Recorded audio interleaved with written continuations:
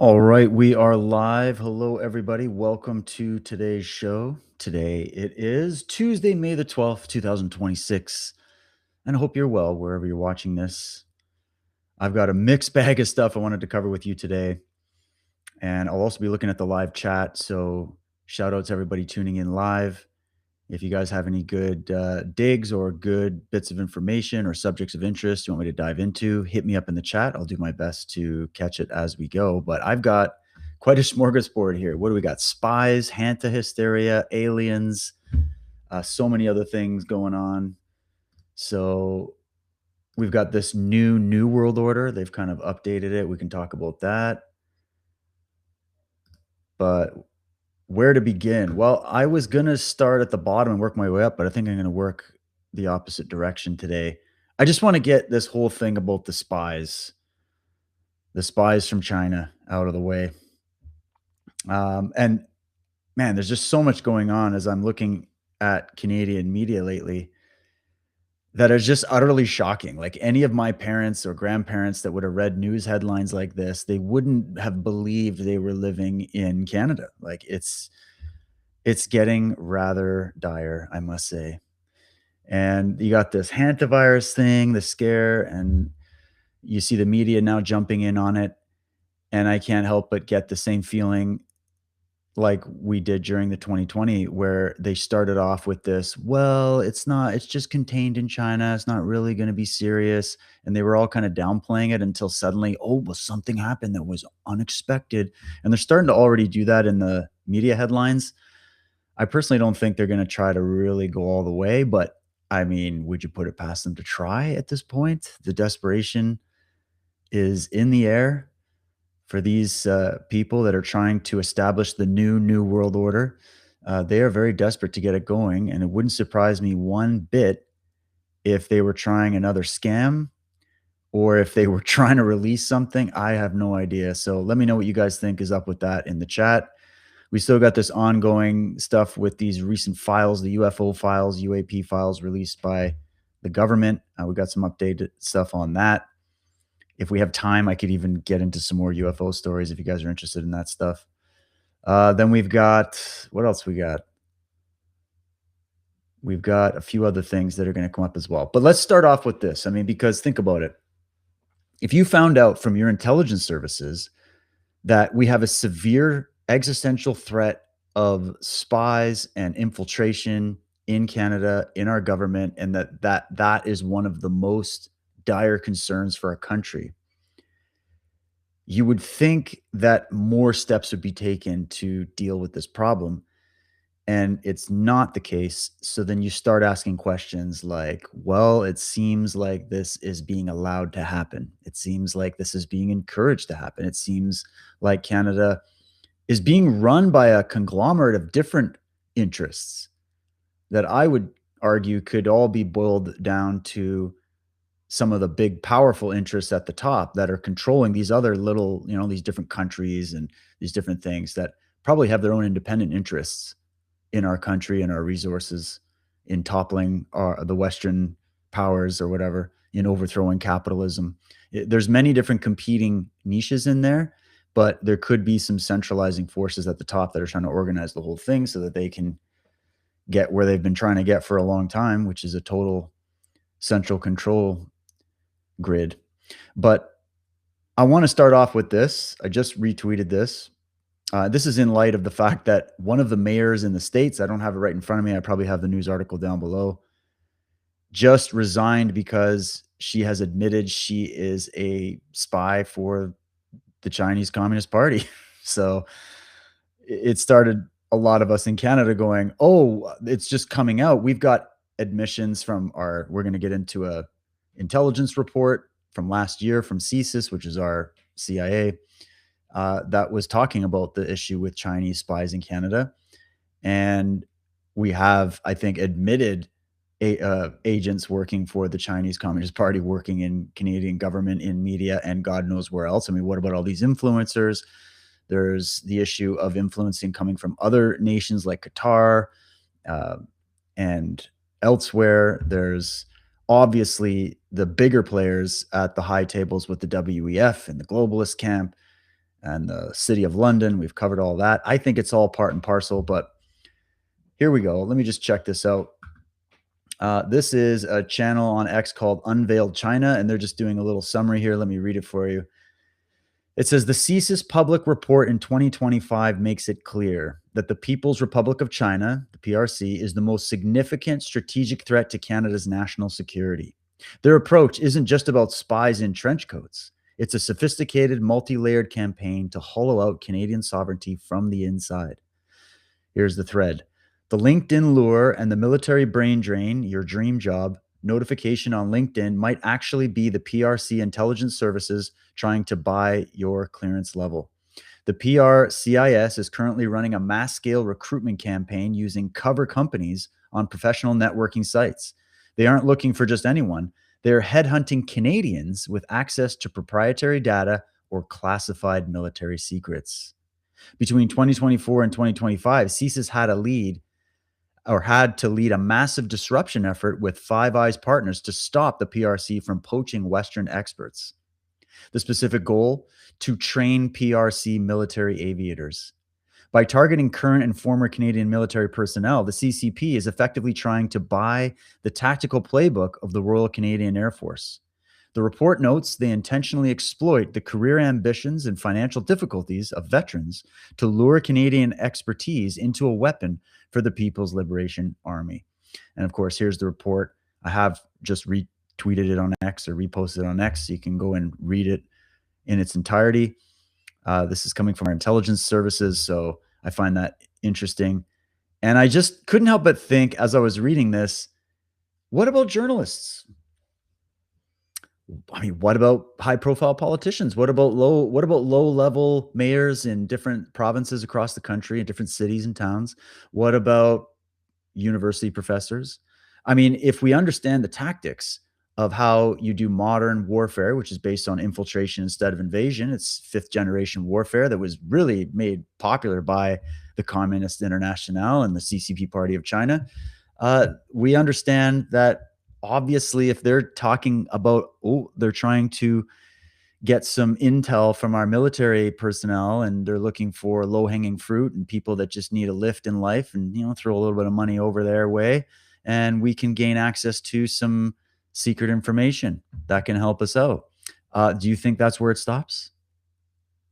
Do you think that's where it stops? I don't think that's where it stops. And I don't have to tell anybody listening to this show that I think this is all being done by design. But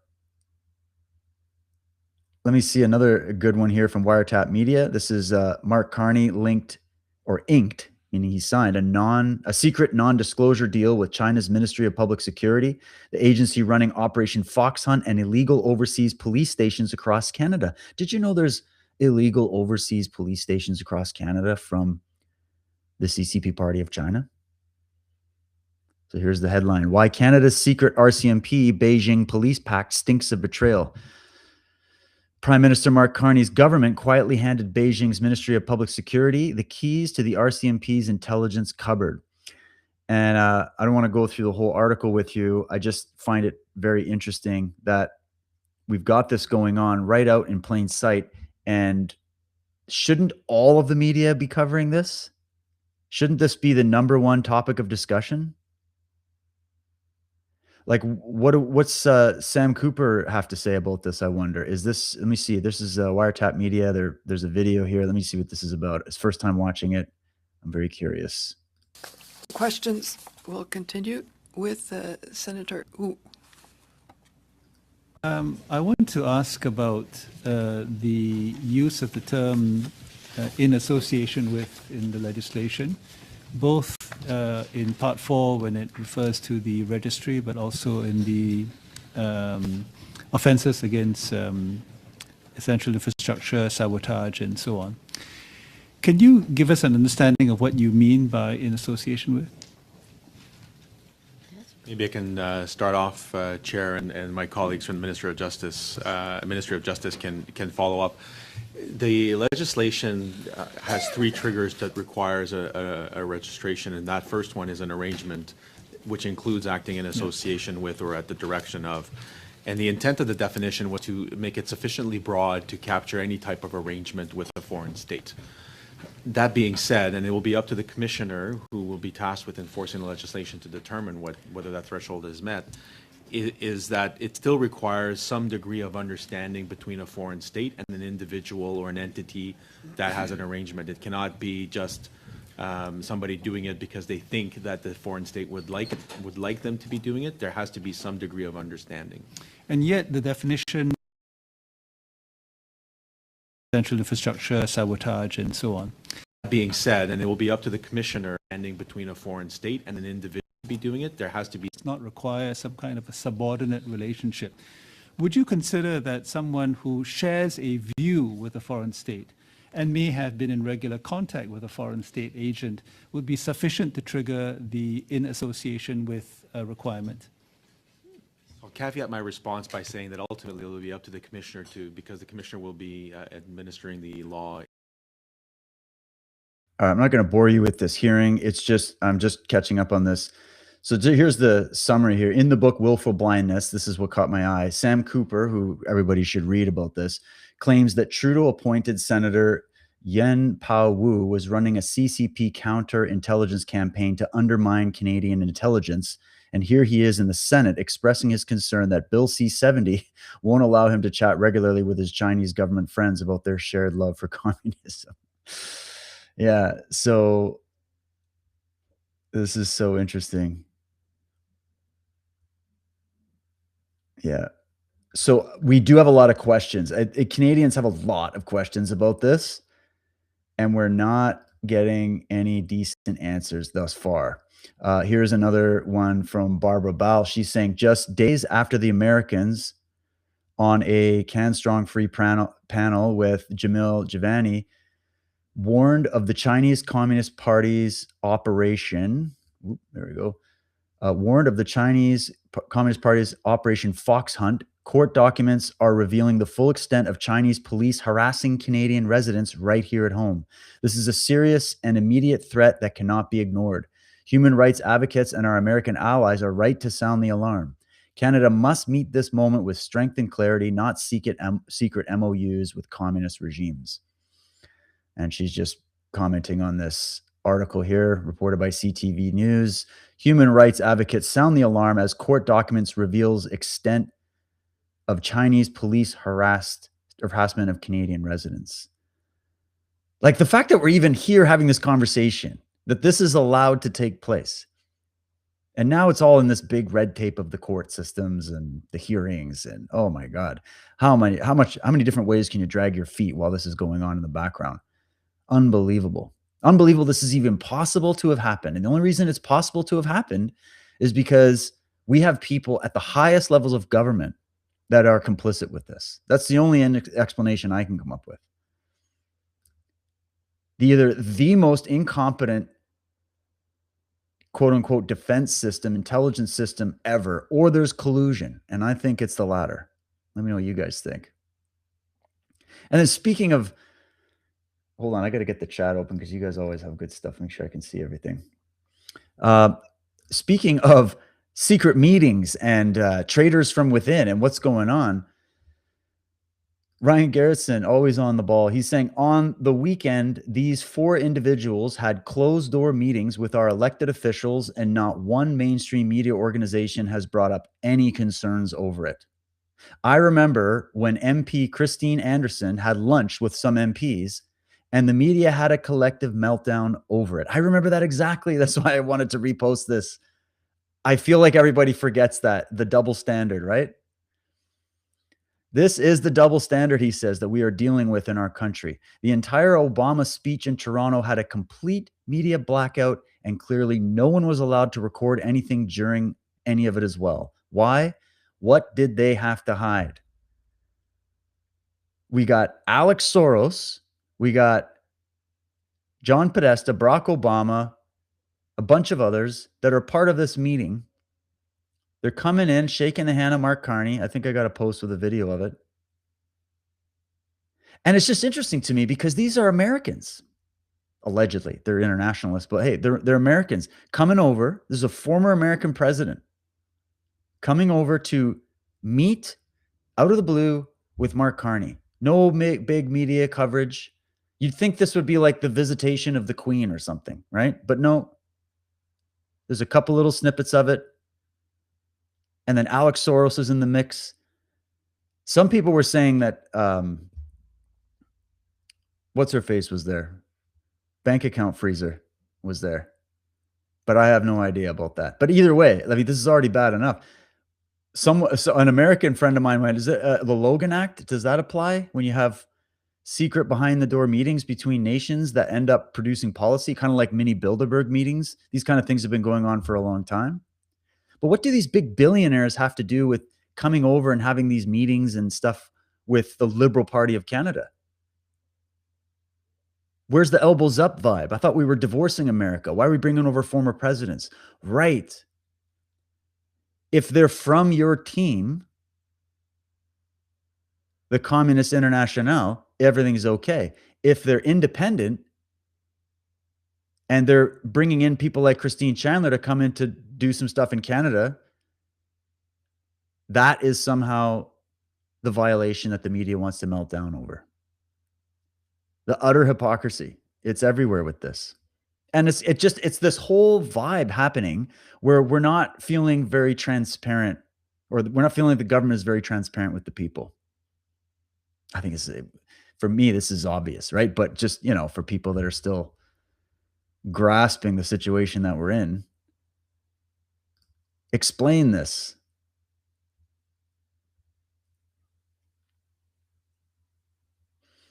Yeah. We'll get to this one. I just want to see if I had anything else on. I had some other stuff on this one. Yeah, we'll get to this Hanta virus stuff, the World Health Organization.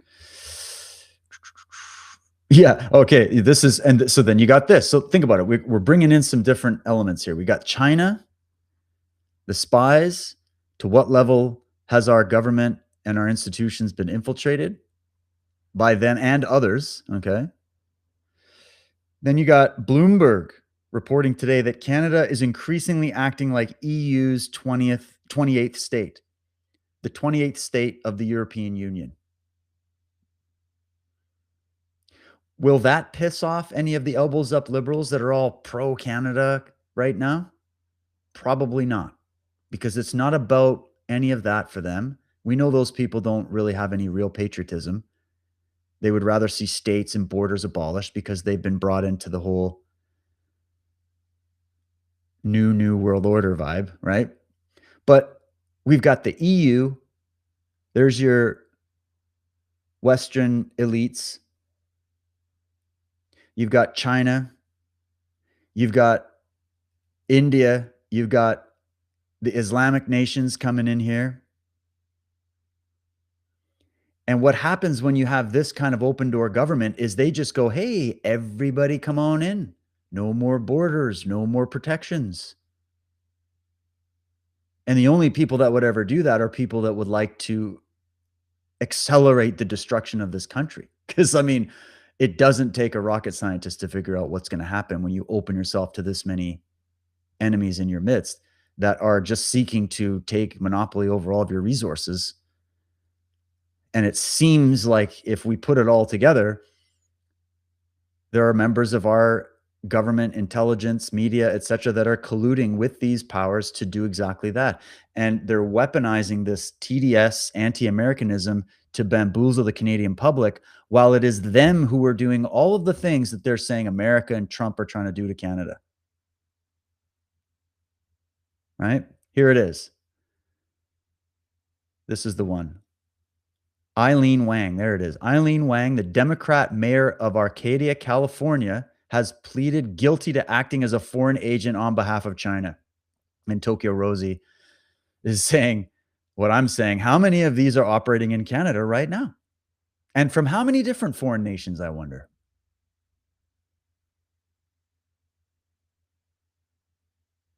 Oh, we'll get to the Japan UFO thing in a minute. But yeah, here we go. Another one from Ryan Garrickson. Alex Soros and Melanie Joly. That was the other one. Melanie Joly. Laughing it up together over the past weekend. The jokes are on us, no doubt. How does this make you feel having a person like that in private discussions with elected Canadian officials? Why are Canadian officials meeting with Alex Soros, George Soros's, was he son, nephew? I don't know. Like right out there. And Obama's coming down. What's Obama doing here? Is he panicking about something? Why are they all panicking? Why are they all obviously now working together? It's crazy. Yeah, here's the actual California Post talking about it. All right. And then just to keep going, like just to give you a little synopsis of what's going down in my country right now. Here's from one of the RCMP talking about RCMP corruption. Listen to this scandal going on in Ontario. Investigators allege that Toronto police officers had unlawfully accessed personal information. This information was then funneled to other criminals who carried out shootings and other violent offences. The investigation also uncovered evidence of other illicit activity which will be outlined by Deputy Chief Hogan. This news is both. So he goes on to condemn it, but just think about that. RCMP members giving information to criminals who carried out murders, burglaries. This is the police. Now, it's not all the police. I'm not putting all the police under the bus here, but the fact that this is going on, isn't that alarming? So we have compromised members of our police force. We've got open door leaks going on from behind the scenes of our government. Who knows what kind of secrets have been shared with other world powers that are taking advantage of it. It seems like they're just being invited right on in, right?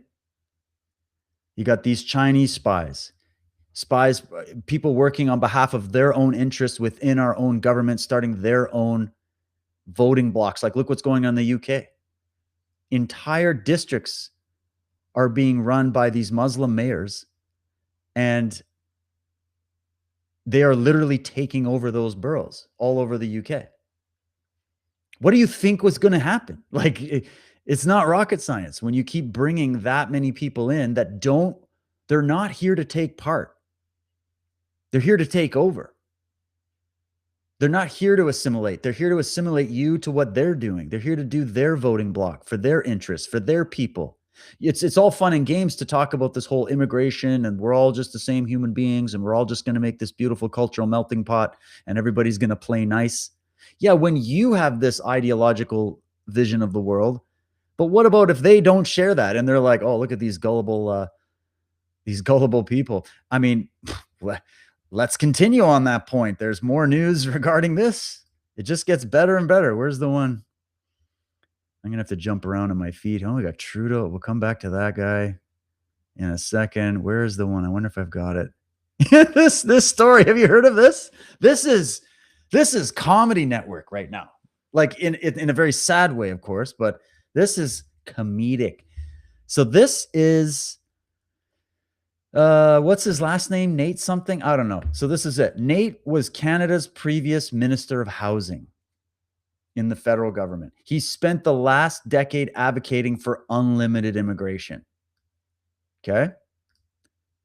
Immediately after taking this picture, here's the picture. Look at that.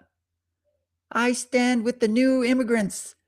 Well, buddy, they don't stand with you. They stand with their own. Okay. So immediately after taking this picture, they all voted against him for a man named Hassanul Hafiz, who owns Domino's pizza franchises solely because he was born in Bangladesh. Nate is now complaining about voter fraud. This is what's really funny.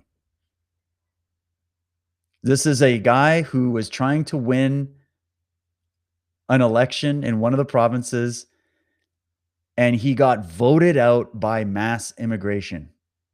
And he is now claiming, do I have the post where he's claiming, I think I have it somewhere here. Oh, this is the actual video. Okay. Let's just watch this video. This would be like a Democrat in the States that was advocating for Joe Biden's open border policies to flood millions of people undocumented into the country. And then imagine all of them voted against that Democrat. And then that Democrat went, "Oh, I think there's some election fraud." that's what's happening in Canada. Check this out. This is the guy right after he lost the election. Lots of stories about what's happened inside, but I got to debrief. Even he's I laughing. like, it wouldn't be fair for me to jump off the cuff. Like, I really have to talk to the team in detail to get advice from the team as to what they saw happen in there. I've spoken to a few scrutineers already who said they've never seen anything like it. And Scrutineers, you spoke to some scrutineers, and they've never seen anything like it, have they? What's that sound like?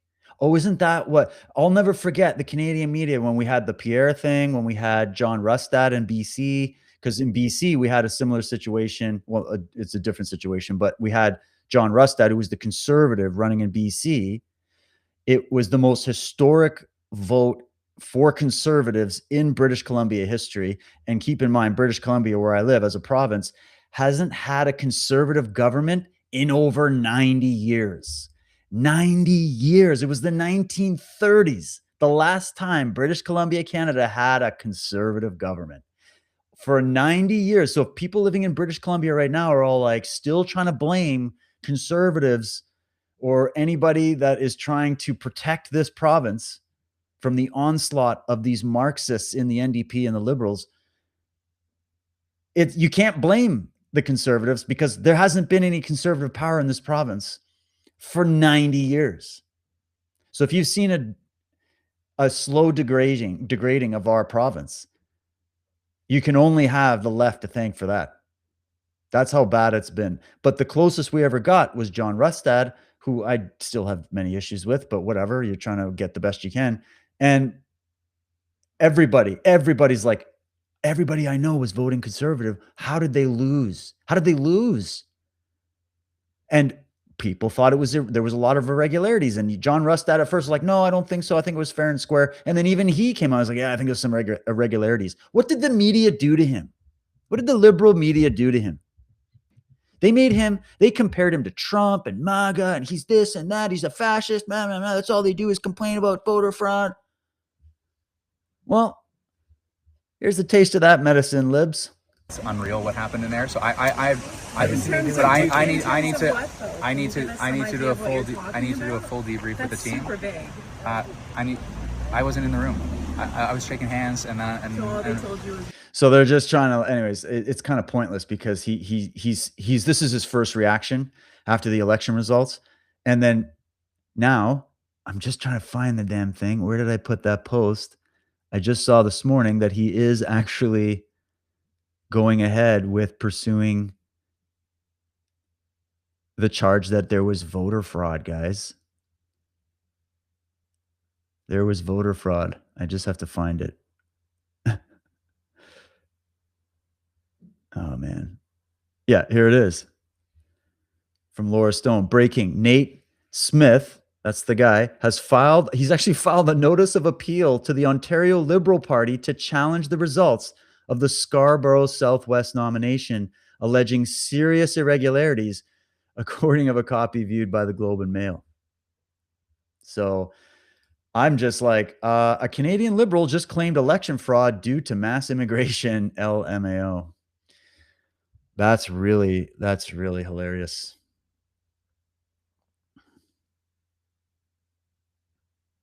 So let's just spin on this for a minute here and move on to the Hanta virus. Let me check on everybody on Rumble. How's it going, Rumble? You guys good today?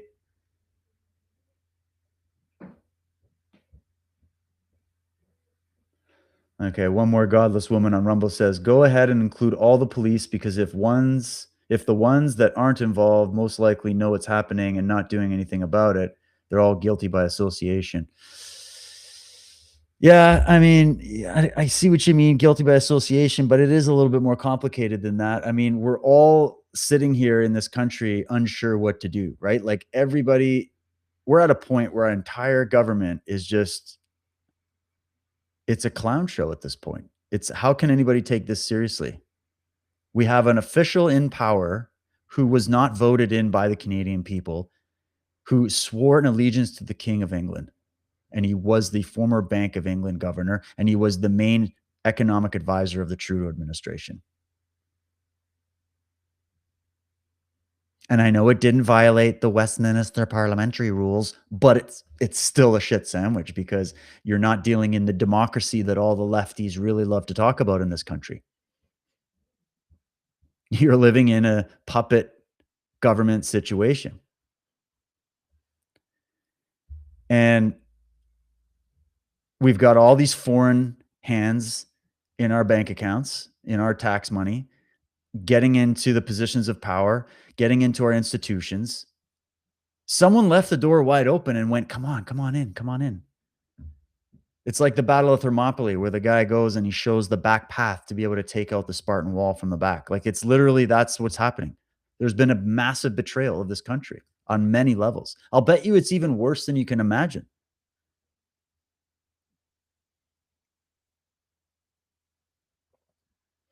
Oh, Squirrel Nuts. He's back. Who's who? Canada is full of indoctrinated people brainwashed by NGOs and organizations like Google who took over your school. Yeah, and where do you live? Is it any different there? Guys, it's easy to pick on Canada. Let me say this. It's easy to pick on Canada. Canada is an easy target for mockery right now.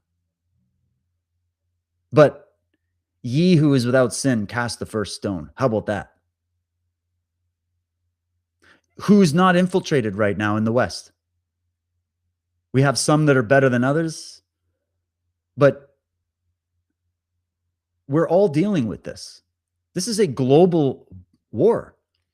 This is a war for control of the entire Western Hemisphere. It has to be done. They're not going to get any kind of new world order. They're not going to get any kind of central control dictatorship if they don't remove not just the governments and the economy of the West. They have to melt down the very ideas and principles and theories and philosophies and ideas that are the West, because you got to crush that. Otherwise, freedom will continue. So I don't want anybody getting up on the high horse in their comments about Canada. Canada's just going through the rough exposure right now. But you're all clipped by this government, this global cartel. All y'all. So just wanted to say that. Make sure that's crystal clear. Don't be talking down to me. I'm not saying you were. I'm just a little bit pissy about it because I constantly get people from different in Europe, America coming in and going, oh, Canada, and talking down. I'm like, yeah, okay, tell me about Joe Biden and Kamala Harris and Barack Obama and the Bushes and the Clintons and Hollywood. Come on. Europe, you have nothing to say. Sorry. You have nothing to say to Canada. We're all the same. We're all in the same oat bag. We're all in the same room. We're all in the same club, run by the same club. It's the Rainbow Pin Club. We all know it. The globalist ring of power. They've been hitting us up bit by bit for the last 100 or so years. This is the long march through the institutions. No, it was not just regulated to one country or nation or one state or one province. This is Western wide. This is a virus that is spreading across the West. It is the virus of totalitarianism and being systematically captured on all levels. That's been going on, and it's been successful to different degrees in different areas, and they're still chipping away at all the areas they haven't quite captured just yet. So we should actually get up on the same team here and stop talking down to each other about who's got it worse. It's the same pestilence. You know what I'm saying? He says, I'm Canadian. I've lived this BS for 52 years. Well, salute to you then. Alberta independence while still fighting the globalist agenda. Okay, can I ask you this, Squirrel Nuts? Alberta independence. What's the plan for Alberta to become its own sovereign nation and have a military and an economy powerful enough to be able to stand on the global geopolitical stage all by itself? Or are you guys going to be doing a deal with the United States? What do you think? Yeah, he's like, he agrees. Look at all the Commonwealth countries. Thank you for admitting that.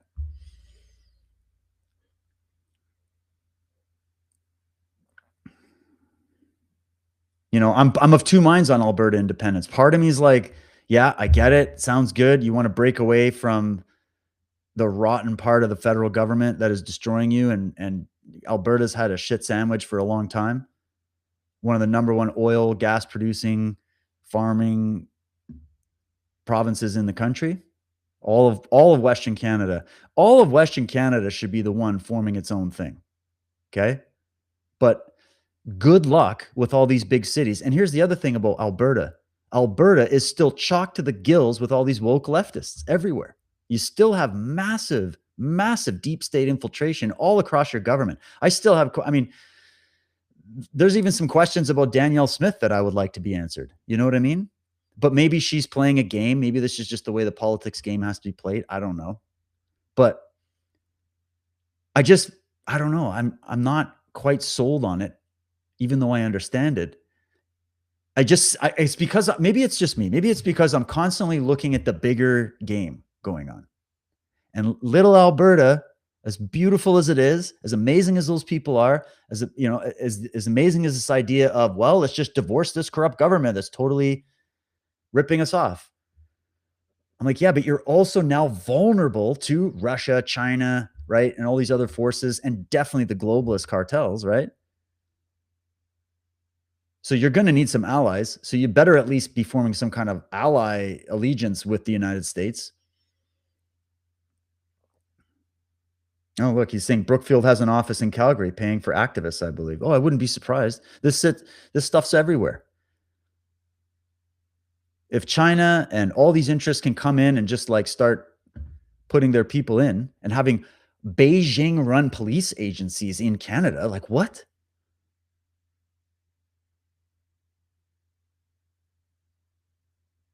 So I don't know how that's going to go. You guys let me know what you think. I'm of two minds on the Alberta separation thing. I'm not settled on it.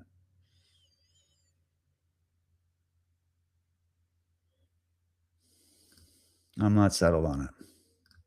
What are we saying on Substack? Oh, Cavil's in the house. Jen's here. The U.S. has been captured. Is there a vax against totalism? Well, the vax against totalism is to study totalism and then form what we call psychic immunity by being free and sovereign in your own headspace, in your own life, to the best of your ability, regardless of what the world does, regardless of what these systems of totalitarianism do. But I'm sure we would all like to see some more awareness spread and some bigger changes made so that we don't have to be living in the current economy and the current threat to all of our freedoms. We're sitting in Canada right now, not even sure who owns the land right now. Like, it's getting incredibly thick with this. Yeah, saying, Squirrel Nuts is saying, Canada will never let Alberta leave money. Well, they won't let it, but like, what are they going to do about it?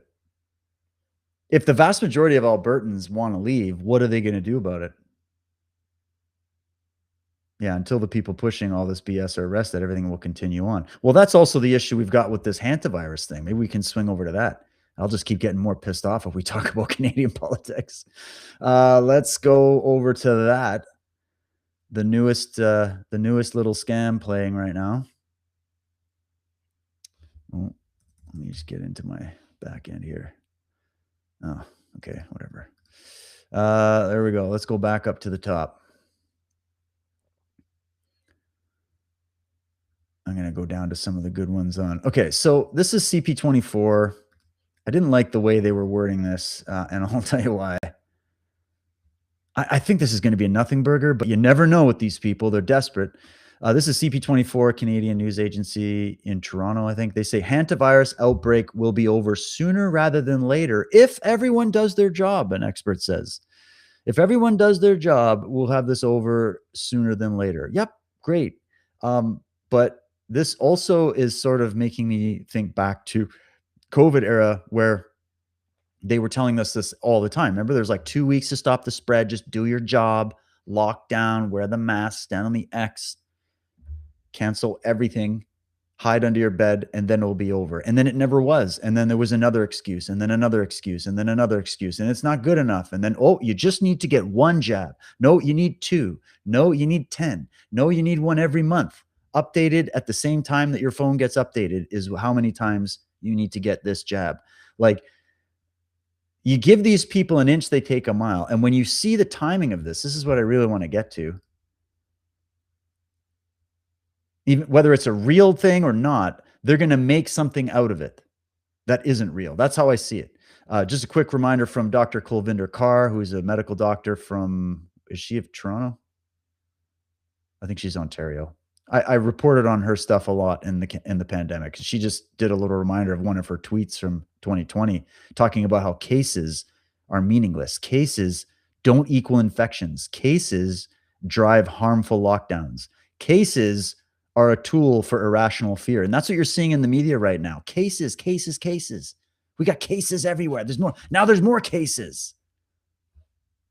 But cases don't mean infection. They mean people being supervised with symptoms, right? And we also know how inflated that was during COVID. So this is where I start having these little concerns. I'm like, are they going to go for this shit? Like, this is from Andrew Bridge, and he's saying the World Health Organization is promoting the narrative of a very long incubation period of 3 to 6 weeks for hantavirus. If they attempt to make it the next scamdemic, a long incubation period would give them the perfect excuse to lock people down. Please don't fall for it. Period for hantavirus and Andes virus is very long.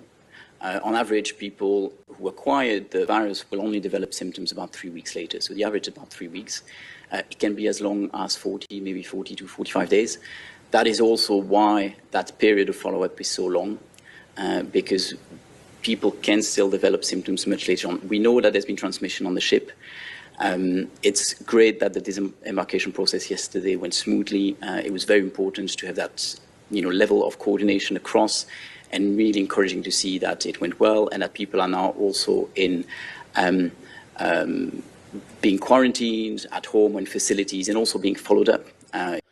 Being quarantined at home, yeah, it sounds great, but like, it's interesting. Like, I guess we're all a bit concerned, those of us who watched what went down with the pandemic, that they're setting the stage for something.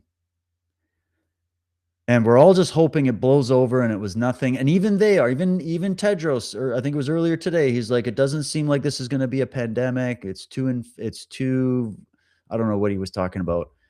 But that's kind of how they started talking in the beginning. This won't really be anything, but we do have to make sure everybody follows the guidelines. And it is a long incubation period, and these people need to be quarantined. And this is extremely deadly. This is a very, very deadly virus, right? Like, they're just going through all this rhetoric. And so we're going to have to keep our eye on it.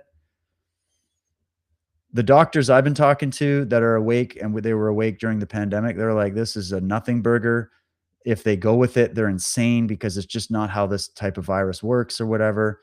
But needless to say, we got to watch these people, because it just seems like it's all over the media all of a sudden. Is it just me? Like, it seemed like it came out a few days ago with the cruise ship thing, and then it started to die off, and then it's like suddenly being given some juice. And I couldn't help but think that, like, we had this weird meeting going on in Canada with these different people, and then this started to happen, and I don't know. What are they doing here? Here's another one that's interesting. The WHO now pushing possible pre-symptomatic spread of hantavirus. We don't know how much it might spread just before people develop symptoms. Like, remember that shit with the COVID? It's like it's invisible, and you might not have any symptoms, but you might still have it. In terms of transmission, this is a question we've seen a lot. You did just address it. So what we've known from previous outbreaks, that people are most contagious when they start to feel ill. That's when the viral load, the amount of virus in them is higher, and therefore they could transmit it literally out. But you're also saying even a couple of days before they really feel those symptoms, they might also be contagious, essentially, and that's why there's that idea to keep them away from other people the whole time.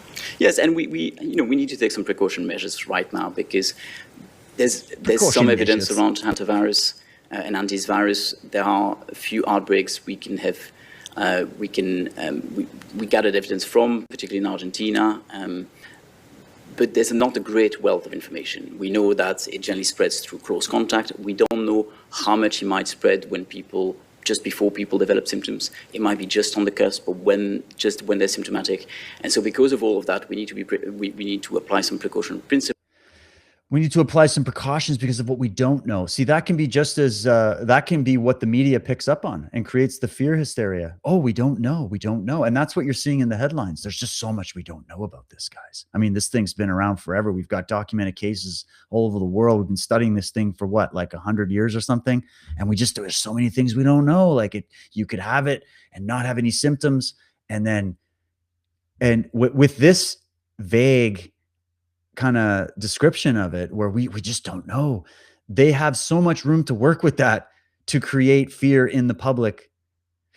Also, consider the timing of this reaction to this event by the WHO, when the US just affirmed that it is not going to be funding the World Health Organization because, according to the Trump administration, they said we didn't get any accurate information from them.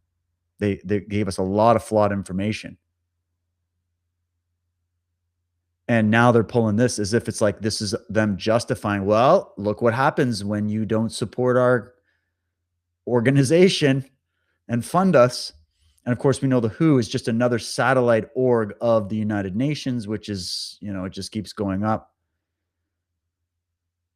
to the high table that ultimately is seeking to use these types of fear campaigns. Their two favorite ones, well, it seems like the two favorite ones are climate change hysteria and pandemic hysteria. That seems to be where they've honed in as the thing that works the best. Is that they're trying to also bring the race thing and all the other stuff in, but the most powerful ones are anything that immediately threatens your survival. So if they can work on the climate hysteria and the pandemic hysteria, they can walk right in with all these new laws. They can get your constitutions changed. They can get your everything changed in order to allow for more basically unelected bureaucracy to be running your government because of a crisis. And they need crisis in order to continue justifying their existence. And all people like me have ever said is, what if it's not about any of that? What if it's just about the fact that they realize that if crises happen, people are willing to give up their rights, give over the keys to their country, even give their money, because the governments are going to fund all these vaccine manufacturing. And apparently Moderna's working on this right now. They just got some contract with it. And there's a whole thing that's behind it that pushes this into the market. What better way to get your solution to the problem into the market than to exaggerate the problem? That was the issue that we saw with COVID. So even if you're a person that believes all this stuff, how come there's zero questions in so many of these people's heads about the fact that there's a lot of corruption going on with this? And if you want to see the corruption documented, go check out my Cult of the Medics series. There's 10 parts up. We get into a lot of things in that series, but there's definitely a huge focus on a lot of the details of what went down during the 2020 era with that one. And we're all just hoping this isn't going to be a repeat. I don't know. I didn't think the other one was going to go off until it did, but I don't think the climate right now, I don't think that they have enough support this time around. If they tried to go with this, they're definitely going to have a lot of people that are going to fall for it, but I just don't think it's going to be anywhere even close to what happened in 2020. It's like too many people are paying attention. Too many people woke up during that. So I don't know. We'll see. We'll see. I really hope they don't try this again. I'm like, yeah. This one's saying, Nicholas Holscher is saying, do not, under any circumstances, fall into mass psychosis a second time over hantavirus. And it's because this is from Polymarket. These are the type of headlines the media is putting out. 12 employees at a Dutch hospital may have been exposed to hantavirus after not following PPE regulations. So are they going to put PPE regulations on the entire population now? I mean, in British Columbia, we still have Bonnie Henry in charge. I don't know why she's still running the place when it comes to the medical decisions made in this province. I wouldn't put it past her for a second to come on and go, guys, we have to be kind again. We have to be kind again. Wear masks. Close your businesses. So yeah, lots of stuff happening there. No, and then there's this. This is the other thing. Don't let the hantavirus distract you from what they found on the Disney cruise ship. What did they find on the Disney cruise ship? Turns out a bunch of employees on the Disney cruise ship were dealing in child pornography. So that's not the virus of concern that everybody's going to rally around. No, it's the scary one. We should lock down our economies again. Yeah, I really don't like the way the headlines are sounding.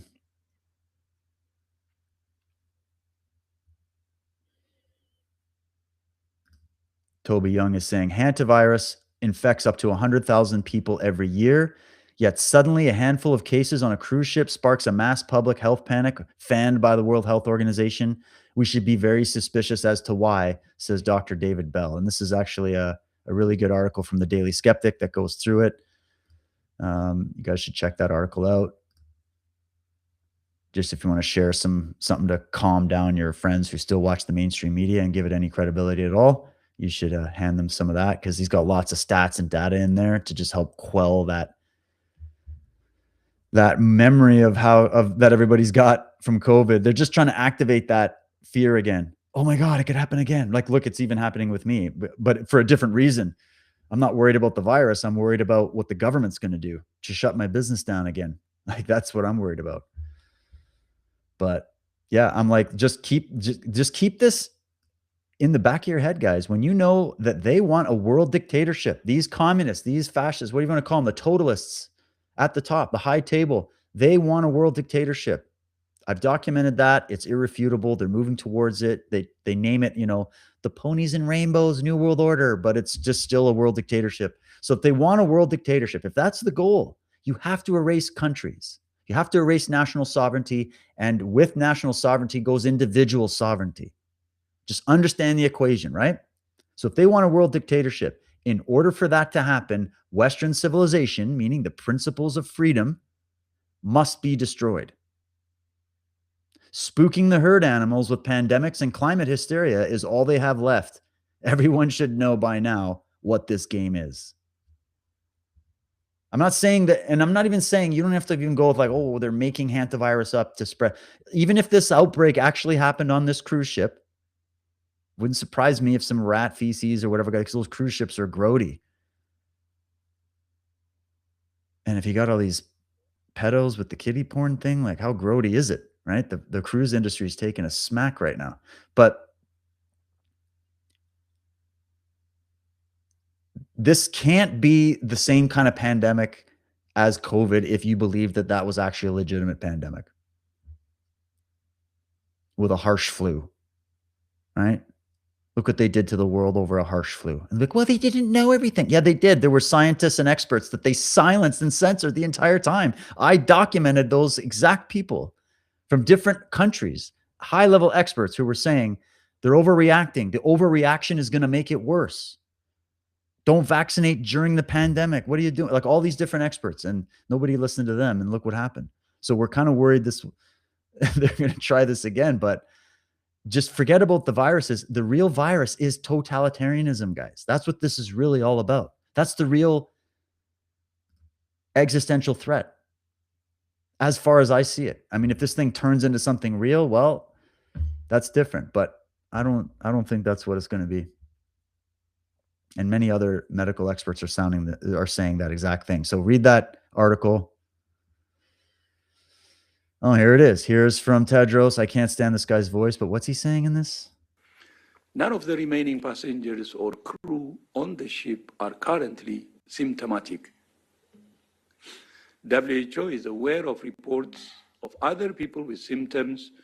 I can barely understand what he's saying. Hopefully somebody gave me a synopsis here. We are facing a new and deadly virus. Of course, yeah, the virus is still world totalitarian socialism. And then we got Justin Trudeau talking about some census. Like, why? I mean, people are so sick of this guy. Like, why does he do this? He's just trolling everybody. Why is he talking to us as if he's still involved in the government? And a lot of people were pointing out, what's with the indigenous stormtrooper photo in the background? What's up with that art? Like, oh, somebody read it. Blackface. Oh my God. That is really funny. That is really funny. Yeah, I've been really into the Spencer Pratt campaign. Anybody watching the Spencer Pratt campaign? My wife got into him before I even know who he was. My wife was immediately just onto it, and I've never seen her so lit up about politics. And she's just following everything about this guy right now. And he's saying stuff like this. I keep trying to tell everyone that, they try to put me in a box. I didn't run to be a political party. I didn't run to be a politician. I ran because I experienced what city leadership failure at the ultimate level is. That's why I stepped up. That's what cuts through. So the media and everyone wants to jump on and be like, oh, Spencer's our guy. No, I'm the citizen. I'm the angry taxpayer. You can be a Democrat and love me. You can be a Republican and love me. The only people that don't love me are communists and socialists. And I don't want them to love me. I keep trying to. Imagine you ran like that in Canada with this kind of platform. Oh man. And many independent people like that have tried in Canada, and the success rate is 0, unfortunately.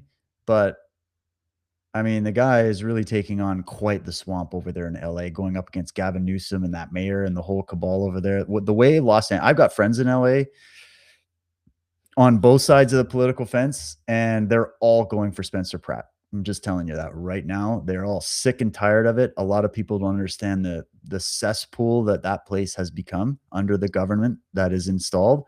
And I think this is relevant to Canadians because a lot of our cities have gone the way of Los Angeles with very similar people putting in very similar policies. We'll get to some of that as we go. But yeah, I've been following the Spencer Pratt thing. I thought it was pretty hilarious. The Star Wars AI political campaign video he's made. It's hilarious. It's really funny. Just a random bit of wisdom from Gichin Funakashi, the founder of Shotokan Karate, saying, first control yourself, then face the world. I felt like that is some very good advice as we navigate the insanity. First, control yourself, control your emotions. That's where your true power lies. Then you can face the world, but not before. Some guy named Steve saying, we need to save the planet from people trying to save the planet. It is getting pretty nuts.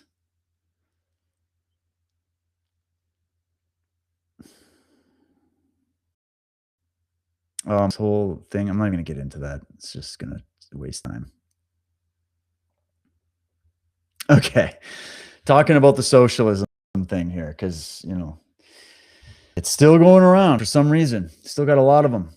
We're all born, this person, Russell, saying, we're all born socialists until they try to indoctrinate you. Just ask a child if everyone deserves food and shelter. This is the kind of basic reasoning that you're up against. It's amazing to see grown-ass men espousing this kind of reasoning, but needless to say, he's getting smoked in his own thread over here. And I just wanted to add to it and just say this. Well, we're all born with underdeveloped brains and do not yet possess enough knowledge about nature and the world until we slowly gain necessary experience and knowledge over time. Just ask a child to describe Mises' socialist economic calculation problem. Like, clearly, you do have to grow up sometime, and you got to stop, these activists got to stop referencing children. It's already creepy, okay? But it's a horrible argument, and we really need to stop tolerating it. And so it's just stick with reading the greats and avoid listening to these kind of people.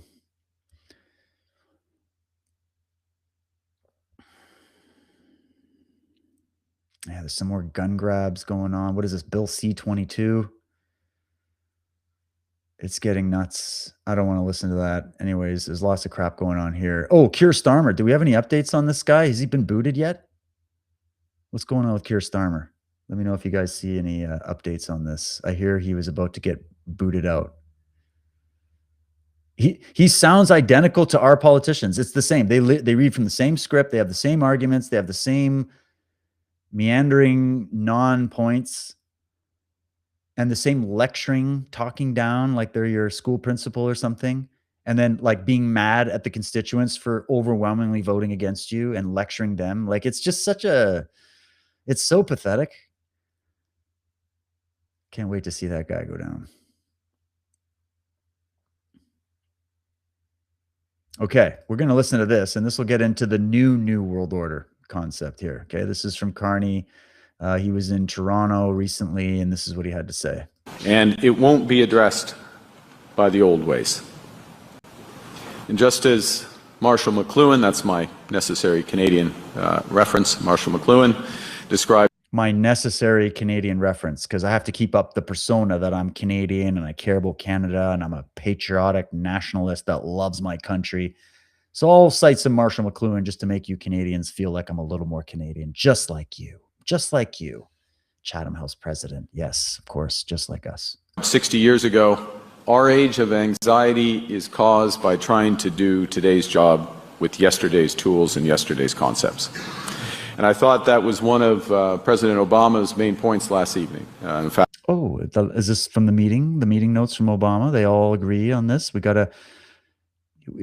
So Obama's coming to talk to Carney about a new world order? Is that what's happening here? Fascinating conversation. Point that we need new institutions as much as reimagining the old ones.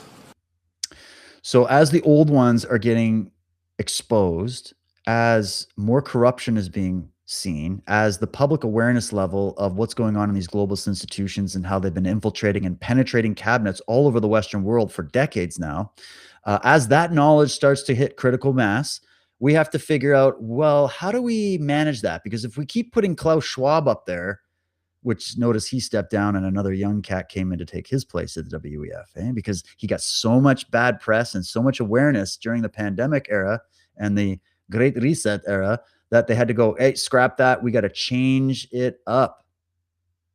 This is what this British Empire is good at doing. This is what these people know how to do very well. Out with the old, in with the new, but it's not the new. It's just the old disguised as something new. That's what I think is happening. It's just a changing costumes with the same people wearing the costumes. So that's what he means by new institutions. We need new institutions to keep pushing the central totalist government and eliminating national sovereignty and individual sovereignty and free markets. And we got to, we need new institutions that will help us achieve that. And then we got to figure out, well, maybe there's a place in the new world order for the great contributions given by some of these other organizations that help build us into what we are. So, we got a mix of the old, we got to bring in the new, and we've got to do this really quickly because it's TikTok, Mr. Wick. We've got Trump in America and this new batch of politicians all over the place popping up that people prefer, that are advocating for sane policies and want to restore their countries and want to promote freedom and liberty.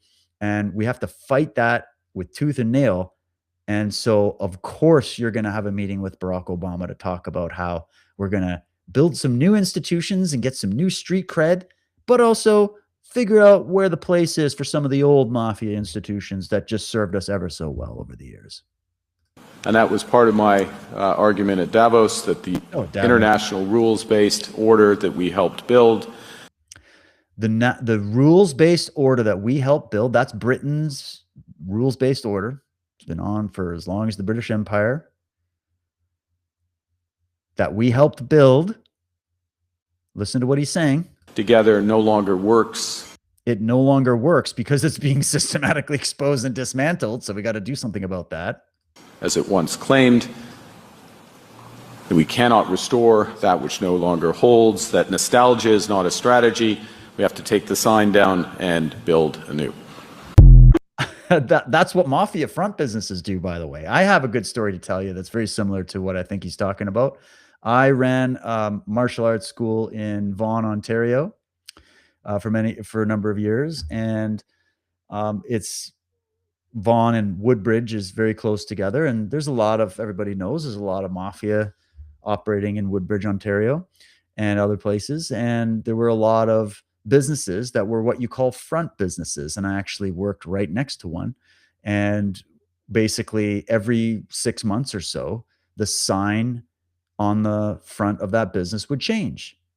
One day the guy's selling cigars, the next day it's other trinkets or other things, and it changes. Even the name would change, the ownership, but you'd still see the same guys in there. You'd still see the Ferraris and the Porsches pulling up every day at 2 p.m. for the meetings, So, what happens is when one of those front businesses gets sniffed out by the Canadian Revenue Agency, what do? They just swap it out and put a new front business up.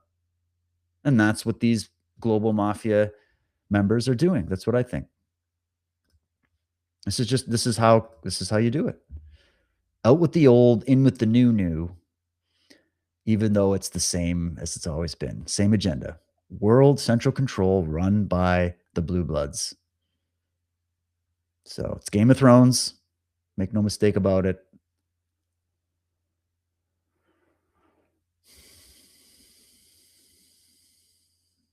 All right, let me just get back here. I just want to make sure.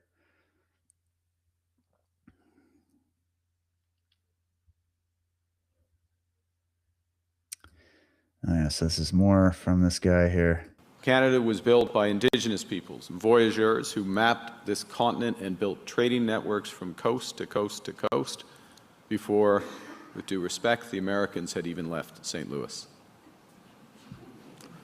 Whenever we have something over the Americans, we're going to use it. I'm sorry. You see what he's doing here? This is hilarious. They know your psychology so well. They put this guy in. Now they are panicking about what Trump is doing in America and these other populist leaders. They're panicking because the reason they're panicking is that old world order he's talking about, the one that was supposed to come in with the 2030 agenda, and it was prophesized by Bertrand Russell and the whole thing, right? That's the one, the rules-based order that he's talking about, the New World Order. Okay, they're talking about that. That's what these people are put in place to bring into fruition. That's why they all hang out together on the weekends behind closed doors, right? Talking about policy, even though they're from different countries. They're on the same team. They're from the same cult. And they know that if they can weaponize the derangement syndromes that have been expertly crafted throughout the media over the past years to disparage anybody combating that central control totalitarian system, that they just need to use that in order to continue this in the public mind. And that's what's being done to Canadians. And yes, Canadians, you are part of a psychological operation. Sad to say. You might not believe me right now, but maybe down the road, you'll start to see it. Unfortunately, so many still don't see it. Many do, though, by the way. Many do see it. They can see through this. But we're not talking about a guy coming in to lead this country that's just some grassroots Canadian that wants to save Canada. This guy was sent in as a player on the team, if you want to use all the hockey lingo to describe what's going on in politics.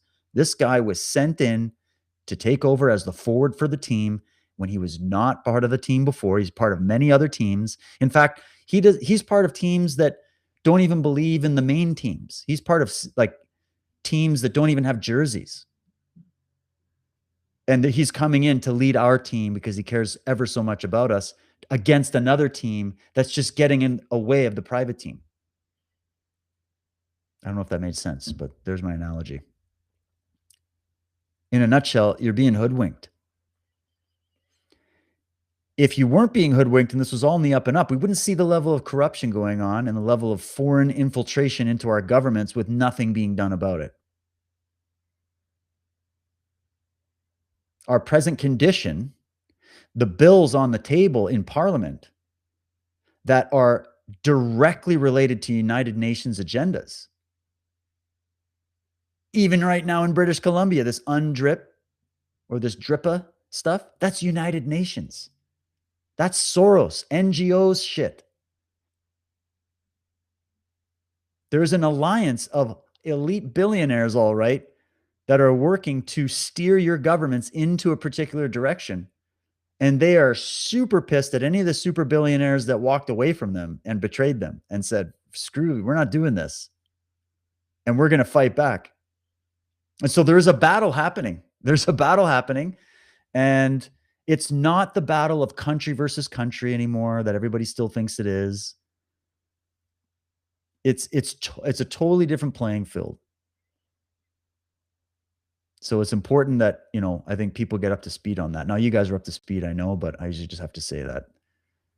It's a lot bigger than you think. Yeah, look at this. This is kind of picking up from that Bloomberg article talking about how Canada's behaving like a state in the European Union, because that's what they're doing. And here's Carney. Canada and Europe are united in our values of pluralism, the rule of law, and democracy. Ha ha. On Europe Day, we're building on that foundation to forge new strategic partnerships, deepen our trade, and stand steadfast with Ukraine. In a more uncertain world, Canada and Europe are creating greater certainty, security, and prosperity on both sides of the Atlantic. He's just telling you, Canada, we're going to Europe. We are going to divorce America. That's not about Trump. That's about what's coming down from this City of London cartel. That's what they want. That's what the globalists want. Because they don't want us party to anybody that's not going along with the program. It'd be like as if this is all the pandemic era stuff, and they're telling us, here's the new rules. Throw out your country's independent rules of what you're going to do if there's a pandemic, and you're going to follow this new doctrine of how to deal with a pandemic that's written by the World Health Organization and China. And you're going to take that, and it's going to replace all your constitutional laws, all your medical rights laws. The Nuremberg Code is out. We're not doing any of that. This is a totally new protocol. Just like what they did with the pandemic, where they came in and took over your country with all these new rules that were centrally organized at a globalist organization level with the World Health Organization. That's how the government will work in every area moving forward if we go with the European model. The EU is not a country. It's a bunch of unelected bureaucrats running and creating policy and dictating to the governments that supposedly represent the people, but that we all know are puppets working for that table. And then that table works for other tables. It's an international cabal. But when you hear them saying Canada and Europe, we all believe in the same things, maybe once upon a time, but what we're talking about Europe in 2026, which is run by these Marxists and these fascists that are hiding behind this gooey liberalism that's fake, and they're coming in and they're taking over your governments, and they're steering you towards a globalist centralized dictatorship. That's what they're doing. They're doing it economically. That's why they're melting down your economy. There is no other explanation for me. So of course he's going to say shit like that. Mark Dayitz has an interesting point here. He's saying if British Columbia was to get on board with Alberta rather than blocking it, and we formed a union between the three Western provinces, that would be Alberta, BC, and Saskatchewan, we would leave the entire world behind. He's got an interesting point there. Because the three Western provinces are what make this country tick. And of course, there are some, there's politicians like this in British Columbia. Do they have a prayer of getting elected?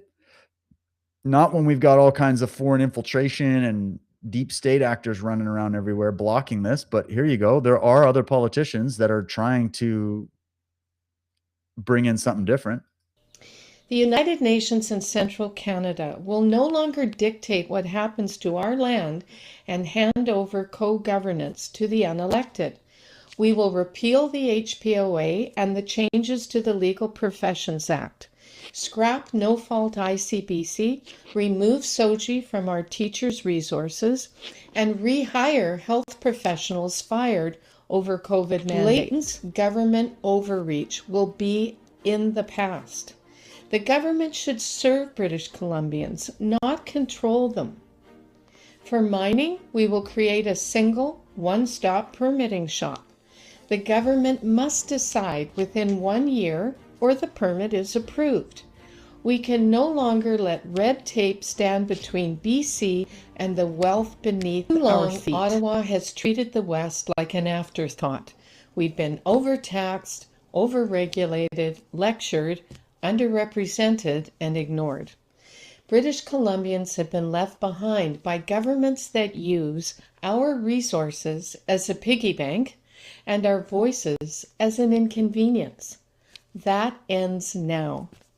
A Finlay government will rebuild our economy, reinvigorate our historic resources of forestry, mining, agriculture, and fisheries. Yeah, I mean, and I don't know, like I feel like we keep hearing these kind of politicians come and go, and it just they never get any headway. Is that changing? I have no idea. But when I hear stuff like that, it just reminds me that there are so many more efficient ways to run our government here. We have the resources. We have the people. We have the willpower here. We really do. If you go to rural Canada, they all agree with what we're talking about here. They all understand what's going on because they're the people that are actually working in the fields, working as farmers, working in the trucking industry, working in the trades, running businesses. That's why I'm so up in arms. I'm an entrepreneur. I experienced this directly, this government overreach she's talking about. But people working for government, people working, staying home on welfare, people working some of these little Starbucks jobs and whatever else, they're not seeing that because they're not getting the same direct experience with it. So I wonder, is there a hope of saving these Western provinces? And if not, what do we do? Because we have the forestry, we have the mining, we have the oil, we have the resources, right? We have the ability to export those resources. There's so many opportunities with this country, but the problem is we're so plundered and gutted, and the people are so brainwashed, and the time is running so short. I just don't know what chance these parties even have. And they're so brutally attacked and mischaracterized by the media that the public mind is so fickle, it's easy to switch away from the level of exposure you would need. They'd have to do some kind of they would definitely have to pick up their campaigning to match like a Pratt type of campaign to reach the young people and the people that are actually affected directly by these government policies, right? So yeah, I'm not really sure how that's going to go, but I thought it was interesting what Mark was saying that, I mean, imagine a Canada where the three Western provinces united. The rest of the country would be begging to get back in with us if all of us left. But the problem is these provinces are, as much as that sounds great, in Saskatchewan, in BC, in Alberta, we're still riddled, especially in these big cities, with people that are woke, people that are totally buying into the government narratives. So I don't even know if that's viable. It's not like it's like a 100% of the people agree with this. You know what I mean? So we'll see how it shakes down in Canada. But I mean, we've got people in the chat who have been watching this kind of stuff go on for decades, and it's been the same issue that we've always had. So, but on the positive side, this is a unique moment in history. A lot of information has been revealed to people. A lot of waking up has happened to the machinations of these governments and the media. And so you think, okay, is the situation a little bit different now than it was, say, 5, 10 years ago? I don't know.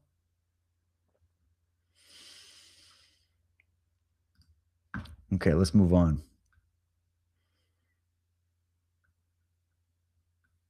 Oh yeah, some guy. You hear about this guy in Scotland? He's on a temporary 3-year student visa, and he just won a 5-year term in the Scottish Parliament. So Scotland isn't looking so good either right now. Ireland is getting picked apart by these kinds of policies. Like, it's not a serious government setup right now.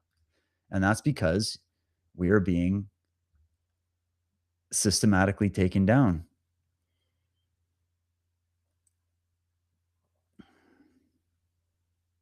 Okay, let me check over on Substack. How we doing over here?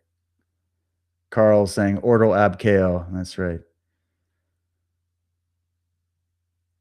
Jen is saying, and she lives in New York, I think, Americans don't have negativity towards Canadians. The Canadian media does not want a unified North America. Yeah, no, exactly. And most Canadians don't have any animosity towards Americans. It's just the Canadians that listen to the CBC News right now because they're being hit.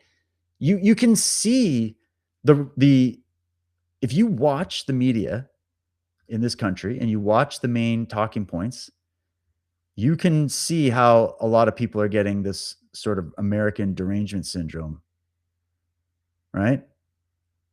But the people that are smart, that are paying attention, and there's a lot of them, they're not falling for this. and they don't have any animosity towards America. They see themselves as brothers in arms when it comes to defeating this bigger globalist high table that's trying to take us both over, right? And I know it's the same on the American side. And that's why I see us all as if you live in a Western country, you're on the same team right now. Okay. That like your entire civilization is under attack from multiple angles. And I think we're all waking up to that fact. And I'm hoping it turns around, but there's still a lot of obstacles to go yet. Yeah, saying good. The US feels like family with Canada. I've always felt that way. But there are many that have put their foot in the ground and said, I'm not going with America. I'm going with Mark Carney and Europe and China. So I don't know what we're going to do. Alexandra's got a question for me. David, have you spoken to the election results in Scarborough? And if you understand the 3030 land conservation liberal project, would you explain it? Many thanks. I don't know what you mean about the 3030 land conservation liberal project. Or are you talking about like a 2030? I think all that land stuff is about destroying private property ownership in general. Okay. It's just like the Trojan horse. The top levels don't want private property ownership anymore, right? You'll own nothing and be happy. They told you what the agenda was. So I'm not surprised that all this land stuff is leaning in the way that it is. They're just using the Aboriginal land title thing and the First Nations as their pawns for this. But the real move is to eliminate private property ownership completely. That's the goal. Now, when it comes to Scarborough, yeah, I covered that earlier. You're talking about the liberal guy that lost. We did cover that. He thinks it was election fraud. I just think that's hilarious because liberals don't believe in election fraud. Remember, the elections are totally on the up and up. There's no such thing as election fraud.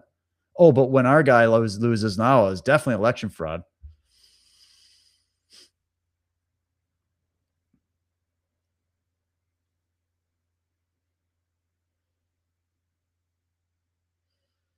Yeah.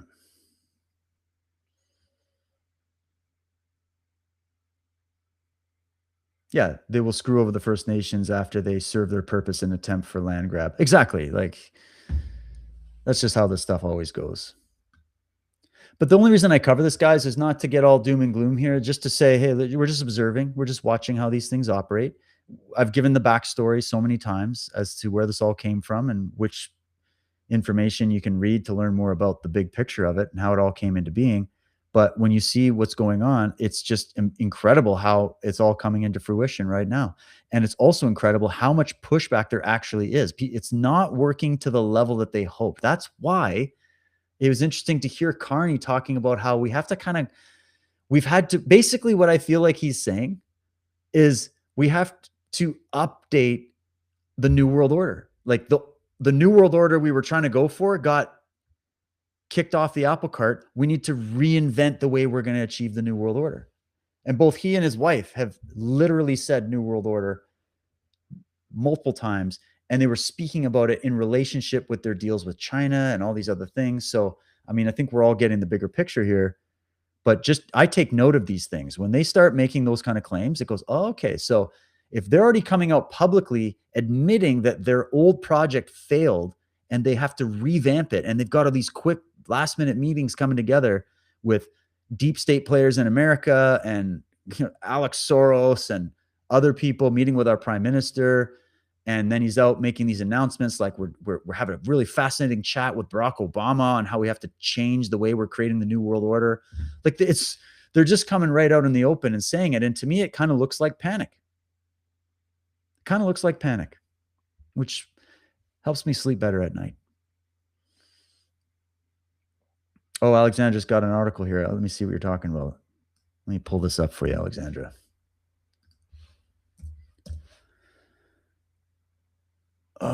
Okay.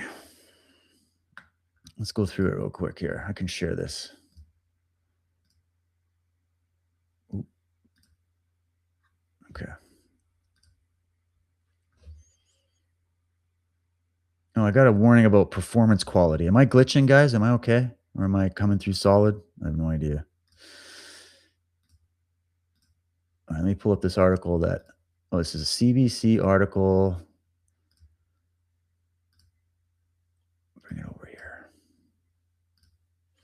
Alberta rejects federal nature strategy, redefines protected land. Conservationist calls province's claim to reach environmental targets disingenuous. Is this a recent article? Yeah, April 14th. So last month. Alberta's environment minister has expanded the province's definition of protected lands in a bid to reject Ottawa's nature strategy. This comes after Canada, along with 195 other countries, announced plans to protect 30% of its land by 2030, an objective known as 30 by 30. Okay, so that's what you meant, 30 by 30. And that is the 2030 WEF thing. But Grant Hunter, Alberta's Minister of Environment and Protected Areas, said in a press release that the province already protects 60% of its land based on its own definition. So this is what it is, defining protected land.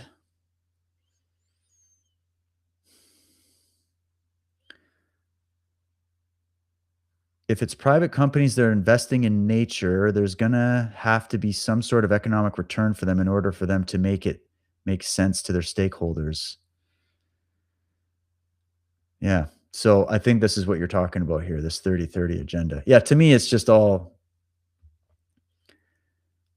about the bigger land grab that's going on the higher levels. They don't want private property. They want to own it all and manage it for you.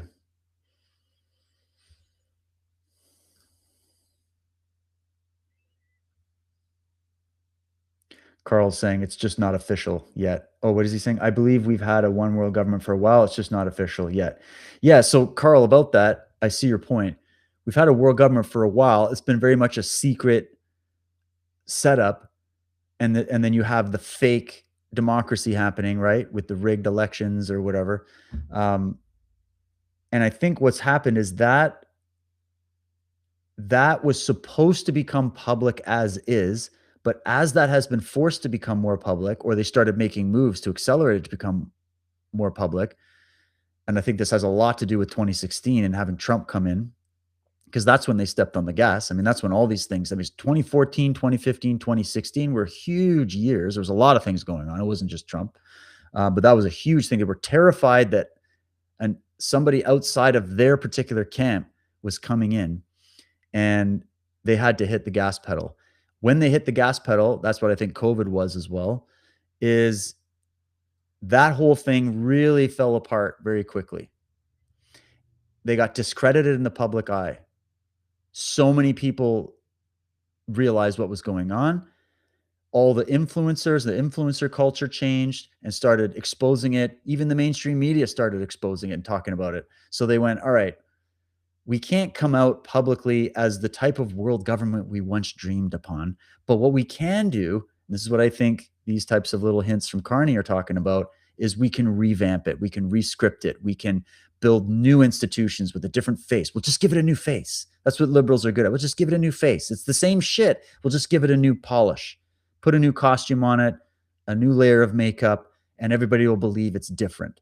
When it's the same occult agenda that has been, it's already been through many renovations over the decades, but this is just the latest update. And the fact that they're doing it immediately right now, before 2030 even happened, tells me that something put a spanner in the works. There's forces at work behind the scenes that are fighting back. There's forces at work in the public domain that are fighting back. And they went, okay, it's not going to work out. Let's change tactics. That's all this is. That's how I see it. Yeah, the new multipolar world, BS, exactly. And they had to find a way to get into that was what I think this woke right thing, or alt-right, whatever, that's what that was. That was an infiltration of an organic movement of people waking up to the fact that their countries were being destroyed on purpose by this globalist agenda. And so they got in there with these Dugganites, and they got into that movement. They did the same thing with the Freedom Convoy. They did the same thing with even Occupy Wall Street back in the day. Any organic pushback against this agenda has immediately been captured and then turned against itself. And now you had the fake left-right split that is really just all part of the media show. It's not really what real people speak about. Real people are more nuanced with a lot of these conversations. When you talk to real people, I talk to liberals that hate my views and totally disagree with me on a lot of things, but then they actually do agree with me when we get down to brass tacks on many of the details. And then same with all these other camps, right? But they had to figure out a way to manage this. And I think a lot of it was mismanaged. And I think a lot of it was because there is a legitimate resistance from within these institutions that were captured, and these exposures are happening. Whatever's causing that, I think it's just a natural action. People are reacting to it. They're seeing what's going on. They don't like it, and they're betraying it. Even people that were part of it are betraying that agenda and exposing it and whistleblowing stuff and working against it. So, and I think that's just going to continue. So interesting times, I got to say. Yeah, Matt Simons is saying, they're saying in Alberta, the media, that Russia is involved in the separatist movement. Of course, like there's legitimate threats from the communists in Russia, and then there's the fake ones that the left uses to label anything that's not going along with their plan as just being Russian involvement. It's a bit of a confusing mess, but yeah, we got to get into the details on those things. Jen says, Trump has a lot of sus people surrounding him. He always has. What do you think? He's in a pit of vipers. He's in the den of vipers in Washington, D.C. I expect him to be surrounded by those kinds of people. And look how he operates around them. Look how he operated around the Queen. Look how he operated around these people who then get exposed later on. And regardless of that, what's happening to their entire establishment is being gutted out right now. So we got to watch the optics. We got to watch what's going on the surface and look at what's actually happening in the real world. And that's where you're going to see it bigger. And I recommend go check out like Promethean Action and some of these other publications that I think are doing a good job of helping to show people, here's the bigger story of what's going on. This is the real story of what's happening with this old empire. And this is a battle between empires now. So that's my take anyways. Alexandra says, the media has convinced my brother that Carney is the good guy and Trump and the Americans are the bad guys. Well, I'm surrounded by those people too. There is no nuance in the public mind.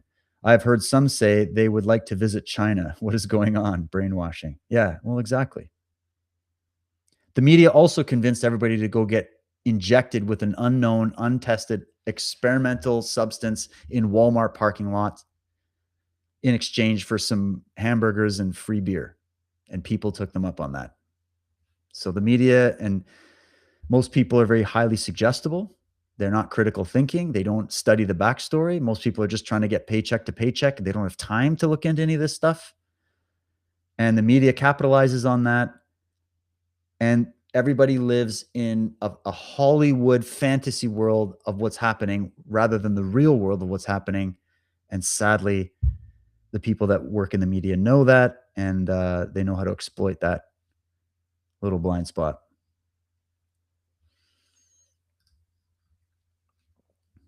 Okay. Do you guys want to keep talking about politics, or do you want to get into the alien stuff? Let me know. I'm open. You can do whatever you want here. I got a lot here. Let's see what else is going on. Let me just check some of the latest news too, because we can do some of this updates. There's just stuff happening all the time.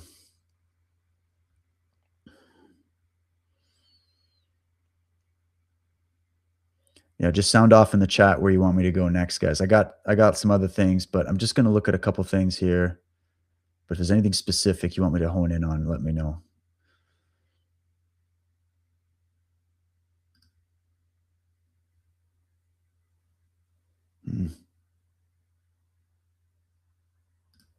Yeah.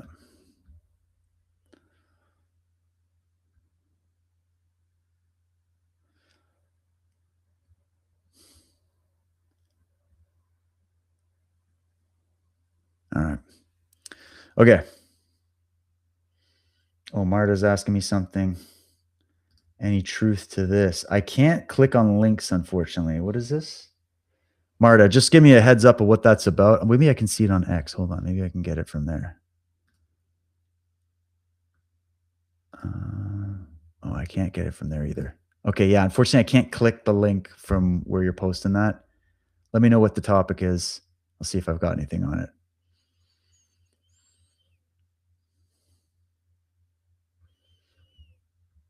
All right, I'm just going to scroll down a little bit and then we'll cover some of the. Okay, this was interesting. Is this the one? Yeah. Okay, I thought this was interesting, and people are going to read this however they want. Let me pull this back in for you. I just got an eye for looking at symbolism, and someone pointed this out. Here, I'll bring it up for you. So this is posted by Interstellar on X. The star-shaped UFO released by the Pentagon this week was also seen in 1967, and it's on the logo of the CIA. I'm like, really interesting. Did you guys see that video of the star UFO that was released with the files?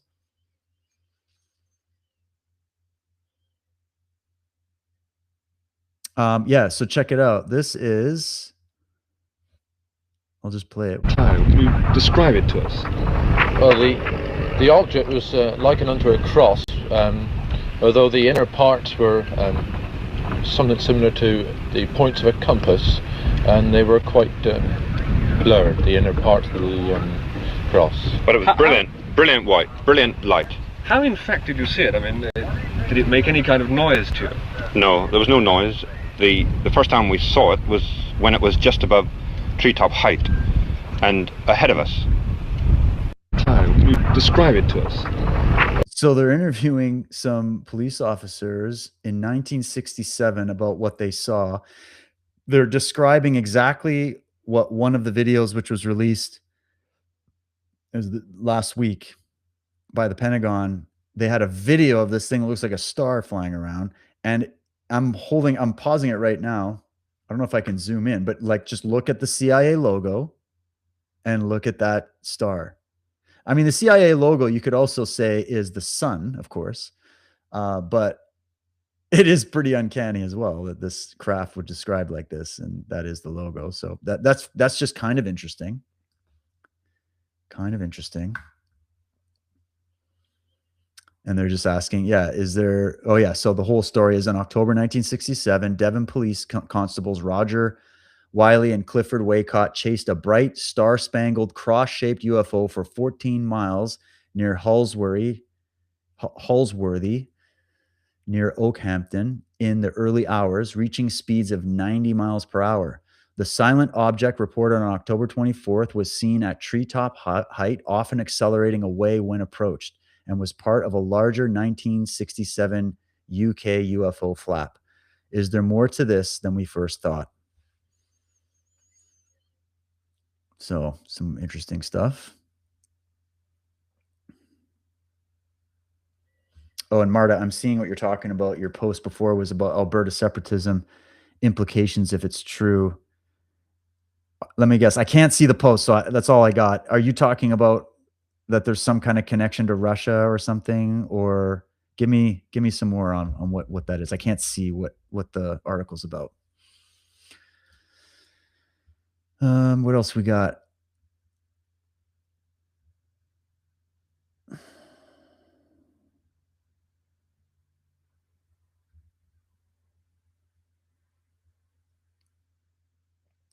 Yeah.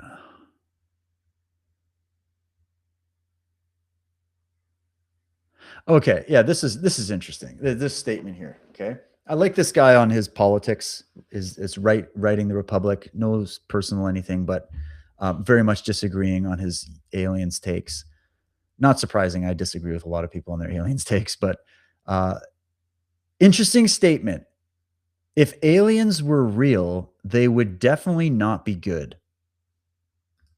An affirmative statement. I find it interesting that people would say this kind of stuff, right? Like the binary thinking we're talking about. If aliens were real, they would definitely not be good. It's kind of like Stephen Greer. It's like, if aliens are real, then they're definitely all good. Like, why does it have to be one of the two extremes? Why can't we just be like, well, we've got, just look at humans. We have a mix of good and bad. If life exists elsewhere in the universe or on other dimensions or spiritual domains or however everybody wants to see it, I'm pretty sure we would also see a mixed bag there. I feel like the good and evil thing is plugged into the fabric of reality, and it's a choice that every individual consciousness makes. And so to say they're all good or they're all bad and make definitive statements like that, to me, is just kind of retarded. I don't know. What do you guys think? Are they all good? Are they all bad? Are we able to see some nuance and say that if we're dealing with something else than other than just humans being the only life to exist in the entire cosmos, if there's something else out there that might be interacting with Earth, are we confident in saying one way or the other that they are only good or only evil? Let me know what you guys think.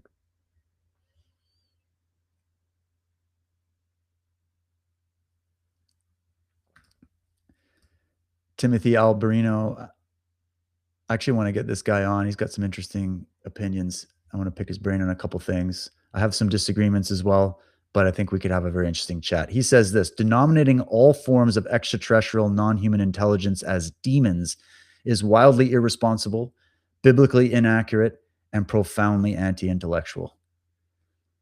I would have to agree with that. Looking for some more open-minded, nuanced, intelligent positions here. Because again, if we're dealing with a mystery, if there's something to it for those that are interested in it, then we should treat it as a mystery and stop pretending like we know everything about it. I'm sure it's a mixed bag of things.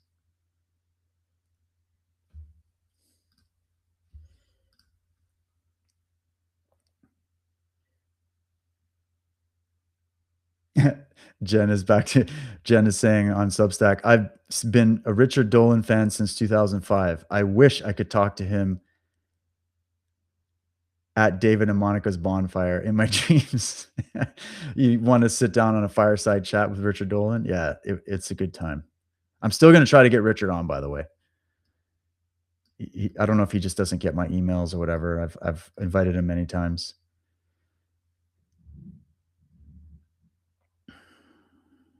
Yeah, they're saying every issue is turned into a good, bad paradigm. It's binary thinking, very low IQ. Dolan coined the term breakaway civilization. What do you think? I love that term. It's a great way to describe the geopolitical elites, this high table I keep talking about. I really like, if you want to just stay on the political level and just leave the aliens alone for a sec, you could use that same term that Dolan was using there to describe what's happened. Let me just make this bigger while we chat about this. So the breakaway civilization idea, I mean, a breakaway civilization is really just another way of saying secret society. It's just the way breakaway civilization sounds is just a little bit bigger. Like, it's not just like a small little tiny group of some like cultists or something. It's like an entire setup. It's an entire apparatus. Now he's talking about it in relation to the others and the fact that maybe our elites on this planet, or some of them, are interacting with that civilization, have gotten technology that's highly classified and not out in the public domain, and have been building a literal underground breakaway civilization, whether it's underground, whether it's behind the scenes, whether it's off planet. These are all speculations, but I think the term works. I think it's very interesting. He's written books about it, and that would be a fascinating topic to bring him on to discuss. I'm sure we could chat for hours just on that concept.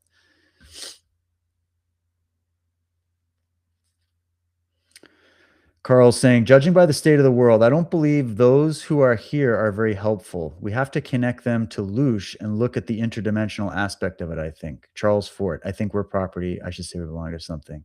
Yeah.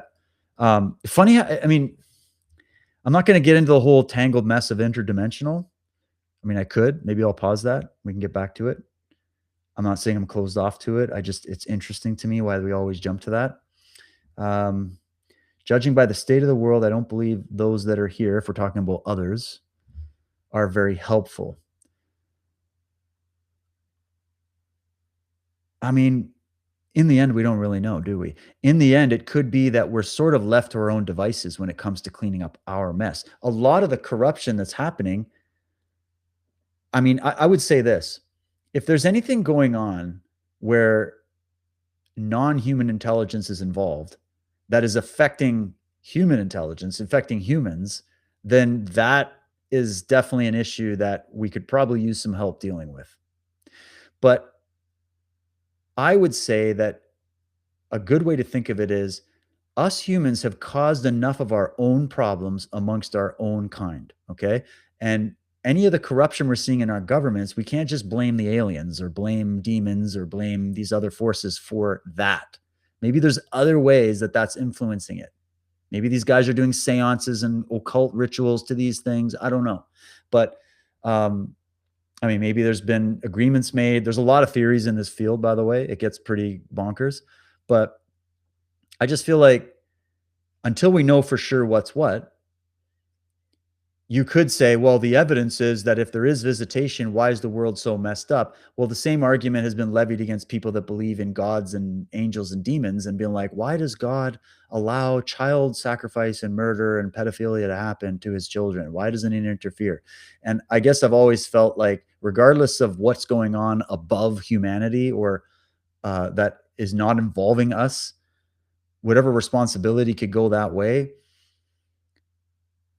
that's out of any of our hands to even understand. And I don't want to get into this blame game where we're another victim here of oppressed versus oppressor. I don't want to get into that narrative. Even if there's legitimate victimization of humanity, like you're saying, Charles Fort, all that. I think that a good way, at least the way I'm thinking about it, is humans got to deal with the human shit. Whatever's non-human, that's out of our hands right now. There's zero way we can influence that. And so that's something beyond all of us. But what we can control and what we can deal with is the stuff that we are directly responsible for, which is namely the number one crime is ignorance of reality. So, and the evasion of reality that has produced the environment that has allowed these vultures and these predators to get into our positions of power in our institutions. So we would have to deal with our own. And then whatever's going on above all that, I mean, that's out of my area of domain and expertise.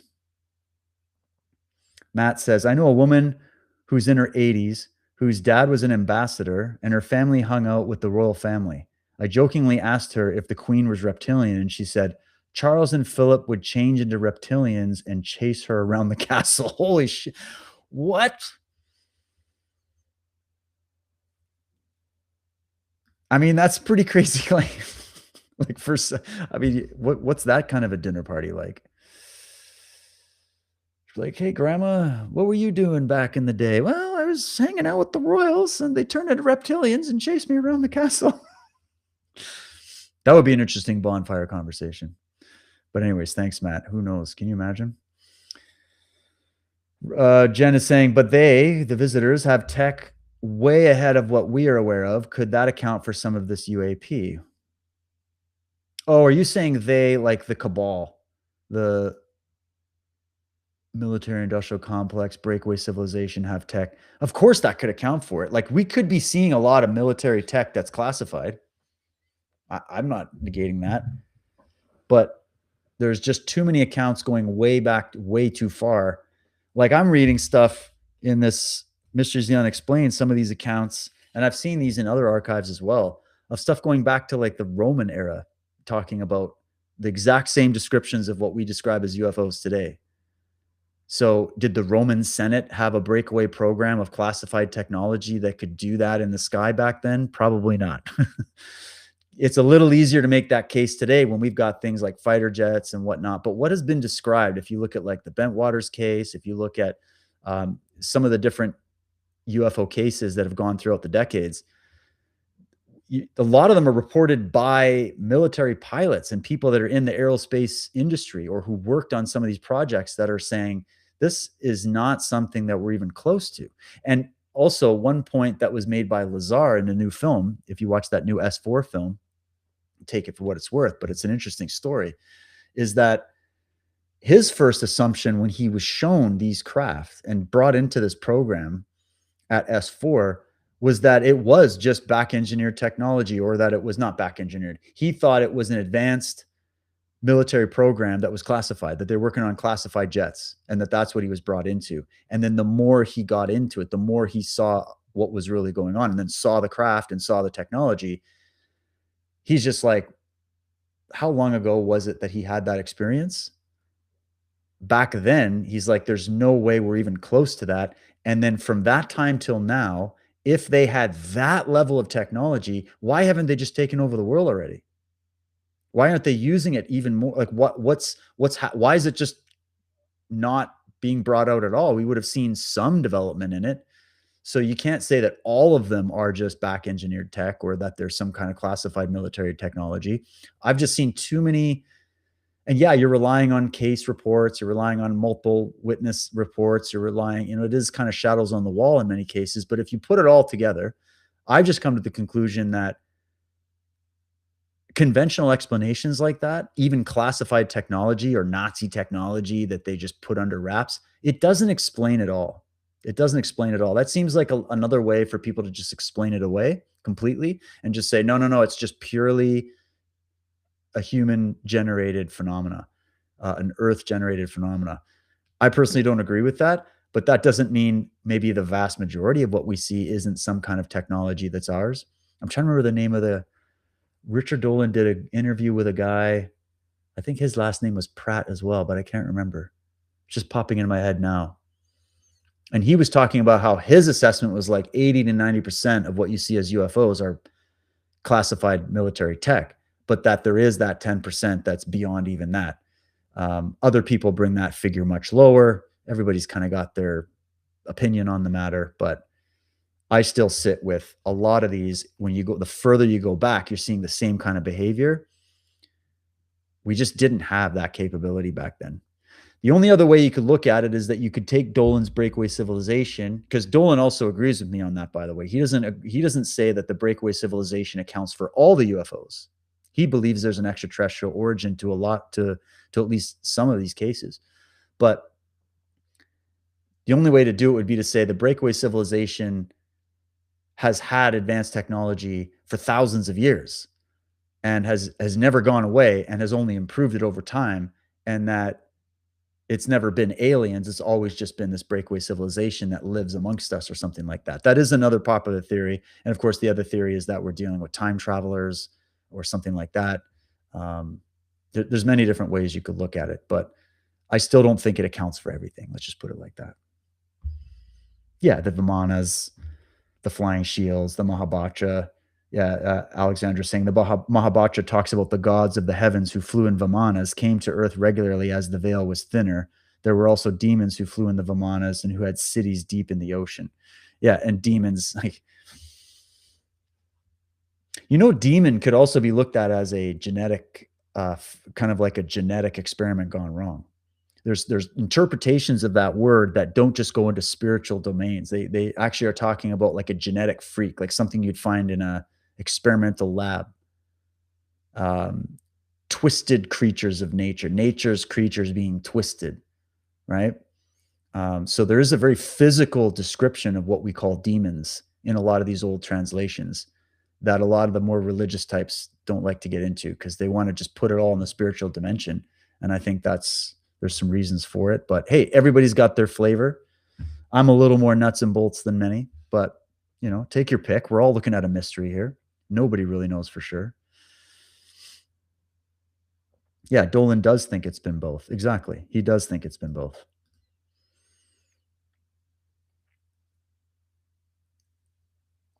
Yeah, you're dealing with cave drawings from thousands of years ago.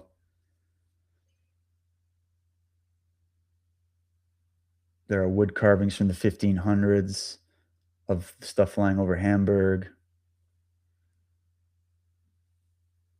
Yeah, Carl's saying, I agree. Whatever is true, we can't behave like victims. Exactly. Even if we are victims, like even if the whole human race is a victim, of some kind of genetic experimentation or hybridization program, if you want to go really deep on it. Behaving like a victim, thinking like a victim is not the way out of that situation. I don't even know if there is a way out of that situation, if that's the case, but anyway, it's interesting to think about. I've just seen enough to know, just to think there's something to it. And I think I was even having some tiffs with James Lindsay about this, because he's very much about poo-pooing UFOs. Did I have one? Let me see if I got a post against what he's saying there.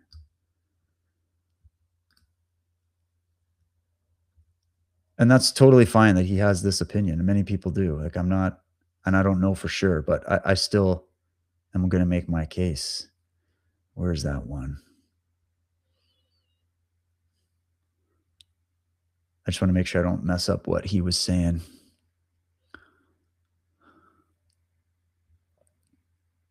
Oh, one guy was just saying, and I like him for other stuff, Greenberry Nap Time. He was just saying, yeah, I don't care about the UFO videos, guys. Islamists and communists have joined up and are trying to take over our country, and that is absolutely real. So I'm going to continue focusing on combating that. Hey, great. Everybody's got to pick their niche. My thing is, I do see this a lot, and I guess it depends on the personality of the person as to what they like to get into, what they can handle. But I find it interesting that people like this thing, especially these influencers that get online, they get a big following, and they like to say that only their issues are happening. Only their favorite issues are the ones that everybody should be focusing on, and that those are the only things that are happening. And everything else is a distraction from their favorite things to cover. So everything's a distraction, but everything can't be a distraction from everything else. I mean, there's definitely things that are put out as distractions, but it also could be, and this is my point, it also could be that multiple things are happening simultaneously. So I'm like, two things can be happening simultaneously. It's actually probably like 1 million plus things happening simultaneously, but we could always just start with 2 at a time for the first week or so until comfort levels improve. And then maybe we can get our heads around the fact that multiple crazy timelines are converging all at once, all simultaneously. And multiple subjects are on the table now. Multiple things are being exposed at once. It is possible for your brain to perceive multiple different things at one time. Maybe that overwhelms people, and I can sympathize with that. For me, I personally love looking at bigger pictures. I'm more of a big picture kind of person, and maybe that's why it fits me better. So no offense to anybody that's prefers to target in and focus on one thing. I even see that it's just my personality. I'm like this in the martial art business as well. You know, I'm always telling people there's really no such thing as styles anymore. It's all just different theories of what the best, most efficient mode of combat is and what's the best way to train. And, you know, there's debates about it. And then, you know, but to get out of the whole, and in the martial art world, there's experts that focus on one discipline their entire lives and just become the expert on that thing, but they can't do anything else. Like, you hand a BJJ guy a bow staff and they drop it on the floor like the first time they try to spin it. They have no skill with that weapon, even though in Japanese jiu-jitsu, kabuto training, weapons training is like the standard. But that didn't filter into the Brazilian style of jiu-jitsu. Does it mean the application of the principle of jiu-jitsu can't apply to weapons training as well as just combat training? Of course it can. But some people don't like to open up their mind and go, I want to see the same principle at work in multiple areas simultaneously. A lot of people can't think like that. They're like, no, I just need to hone in on this one thing and focus my whole mind and body and soul on this one thing. And that's what I'm going to be. And we also need those people. So it's not a right or wrong. If people take shots at people like me who like to be a little more big picture, I'm going to take shots right back and be like, why are you so close-minded, bro? That's my counter. I think we should be looking at everything. It's a very interesting time to be alive, watching all of this happen. Like, it's like, and the thing about it being a distraction, what's it a distraction from? Like, is the Hanta virus a distraction from the other things they're doing to try to fraud over here, a distraction from some war going on over there? Or, you know, or can we look at it all at the same time, take it all in and maybe see if there's a bigger picture here?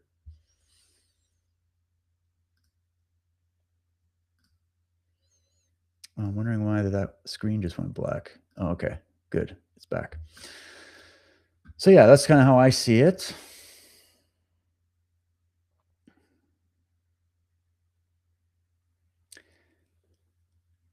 Jen says, I like the big picture approach. Carl saying, can I have some salad? What is the salad? I want the reptilian transhumanist one with dressing, please. Oh, word salad. Oh, okay. You guys are just having a good time in there. That's awesome. Okay, let me see. Did I have anything else? I think I might have had a couple other ones here. Make sure before I... How long are we even going, by the way? Oh, we're at the 2-hour mark. Okay. Let's start the wrap here.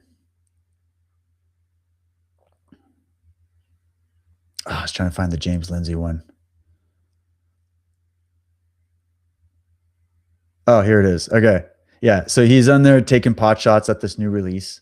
And I know the new release isn't really the be all and end all. It's nothing really that we didn't already know, but it did do a good job of bringing up basically the entire history of the subject for anybody that's new to even considering this as being a serious topic. So it's kind of like a good conversation starter. Remember how the Epstein files went?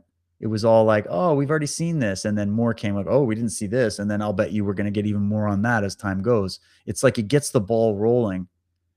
And so the first drop was unimpressive to people that research UFOs. But to me, I see it as, yeah, but imagine the young generation that didn't have 40 years of history and research on this topic that are just coming to this now. And they're seeing these official documents coming out and they're bringing up some of these reports. I'm trying to remember what report it was. It was actually done by a bunch of French intelligence officers. They brought that up. They got some interesting videos, some of the more recent stuff. And then they're saying we're doing like a regular drop. Like we're going to be regularly disclosing more and more as we go. So we're expecting more. We better get more. But of course, people who are just skeptics of the entire subject entirely, of course, which people like James Lindsay are, even though I like him on other stuff, he's just like UFO seems to actually stand for low quality video. And I'm just like, yeah, well, the one I saw with friends of mine who were previously skeptics is recorded perfectly in my memory in 4K, many such cases. This is something that comes from your typical debunkers. It's just low quality video and it's just these weird, crazy people talking about it. But that just shows that they don't know what they're talking about. And if it's not your lane, what are you doing? Just stay out of it, right? I mean, you can have your opinion, but it's just a little bit low IQ kind of a take to be like, yeah, it's just nah. And then, not looking at the bigger subject. Obviously, people like me who've researched it for a long time that could sit there and go, yeah, well, if you don't like that video, let me show you some higher quality ones. Let me show you some case reports that are pretty mind-blowing and that come from all over the world and have been reported for decades, if not centuries. And, there's something here. So I'm all down for people to be skeptical of these kind of subjects. I get why. There is no smoking gun, so it's there. But just because there's no smoking gun on it, there's a lot of things that we don't have smoking guns on that people are fine with. I find it interesting, too, that a lot of these kind of people are religious. Now, I don't think James Lindsay is very religious, but there's a lot of these types of debunkers that are. And so they're totally cool to poo-poo low-quality UFO videos. Meanwhile, everything they believe about the subject comes from ancient books, translated and mistranslated thousands of times over, talking about things that we could have a debate on what they were actually talking about when it comes to how that belief in what those texts are saying shuts down open-minded thinking about new information that's coming out with the UFO topic. So you can't cross those lines. So they don't like the lack of evidence that they cite when the entire basis of their worldview is coming from a book that was written thousands of years ago without any real evidence, right? So that's always a bit rich for me when they come and attack people like me for covering it with any level of seriousness. But hey, I expect it. It's normal. I don't even mind, really. Because in the end, I don't even know. I mean, maybe we're going to find out the whole thing is bullshit. Maybe we're going to find out the whole thing is a hoax. But even that, if it was that, or if it was some breakaway civilization we didn't know about, any of the explanations for the UFO subject, when you've looked at it in its entirety, any of the explanations for it are fascinating and worthy of looking into and have profound implications on our history, on our future, on the nature of our world, on the capabilities of human beings to spin the most elaborate hoaxes imaginable. Like, there's so many, no matter what way you try to explain this mystery and this phenomena, you still end up with this being one of the greatest mysteries of all time. So people that are not taking an interest, even if you're a skeptic about the extraterrestrial hypothesis when it comes to UFOs, the UFOs themselves, the experiences that people have, those are documented. There's something going on. And whatever that thing that's going on is, any explanation you can give me is going to change a lot of things. And it's very interesting. So it's worth, I think it's a fun mystery to look into, because anybody that I know that was so skeptical and flippant like that, that actually got into case study, like I'm talking, forget about all the opinions, forget about all the movies and the X-Files and all the media and the circus around. Let's get out of that. You start putting their nose in case study. They all come out of it going, man, this is a lot more complicated than I first thought. Literally every single one has said that to me. You can't just walk away so easily. That's my case. You can say what you want. You can believe what you want. You can dream up whatever excuses you want. It doesn't change the fact that this subject of people experiencing these beings and these craft, and not just one-to-one because of some random release of brain chemicals that made them see mirages or something, or some dream where they woke up out of a dream and the dream was still happening and they misinterpreted it as real reality, or drug-induced things, or whatever. All these things, you can get into the multiple witness sightings. There's so many places you can go in this field that you can't walk away and just end up with, it's just a nothing burger, nothing to see here. They're all just lying. Also, this is what Dolan would say to somebody like this. He'd be like, okay, well, one of the most impressive things about this is explain the military and the government interest in the subject all over the world. So they're interested in it. They're funding research projects to get into this investigation. And then they always come out and go, well, it looks like there's not really anything here. But they're putting the time into it. And then you have people that are part of some of these big aerospace companies, and, I could just keep going. Astronauts, admirals, the kinds of people that have had experiences or have seen things that they're not supposed to be talking about.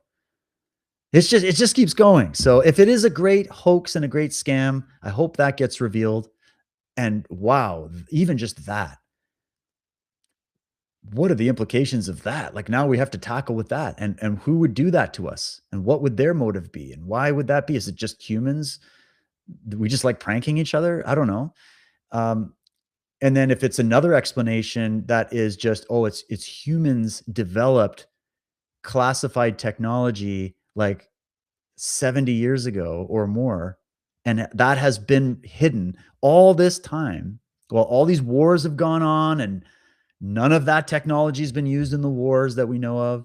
It's all just been conventional technology, and they're just hiding it, like not talking about it. Like, even that explanation, if it's just a boring human secret technology, even that's incredible. And then if it's, oh no, it is demons, it is other dimensions bleeding into our reality, that changes our view of reality completely. That's worth looking into. So I've always been like that with this subject. I have my opinion on what this is, but that opinion can change if strong evidence is there to sway me. And we would need some smoking guns, which is why I'm really hoping we do get some legitimate information on this from the people that have been hiding it from us, i.e. the governments and the intelligence communities, right? But no matter what the answer is, it was worth the journey. It was worth the investigation and the interest. And it is still one of the most fascinating subjects you can get into. And I'm telling you, if you get into the data not the opinion machine, not the Hollywood machine, not the mystical fairyland machine, not the circus. Get into the data. You're not coming out of that going, oh, it's nothing to see. It's a nothing burger. You're just not. It's impossible. It's impossible. That's my contention. That's my contention. To anybody that's just going to say it's all crazy.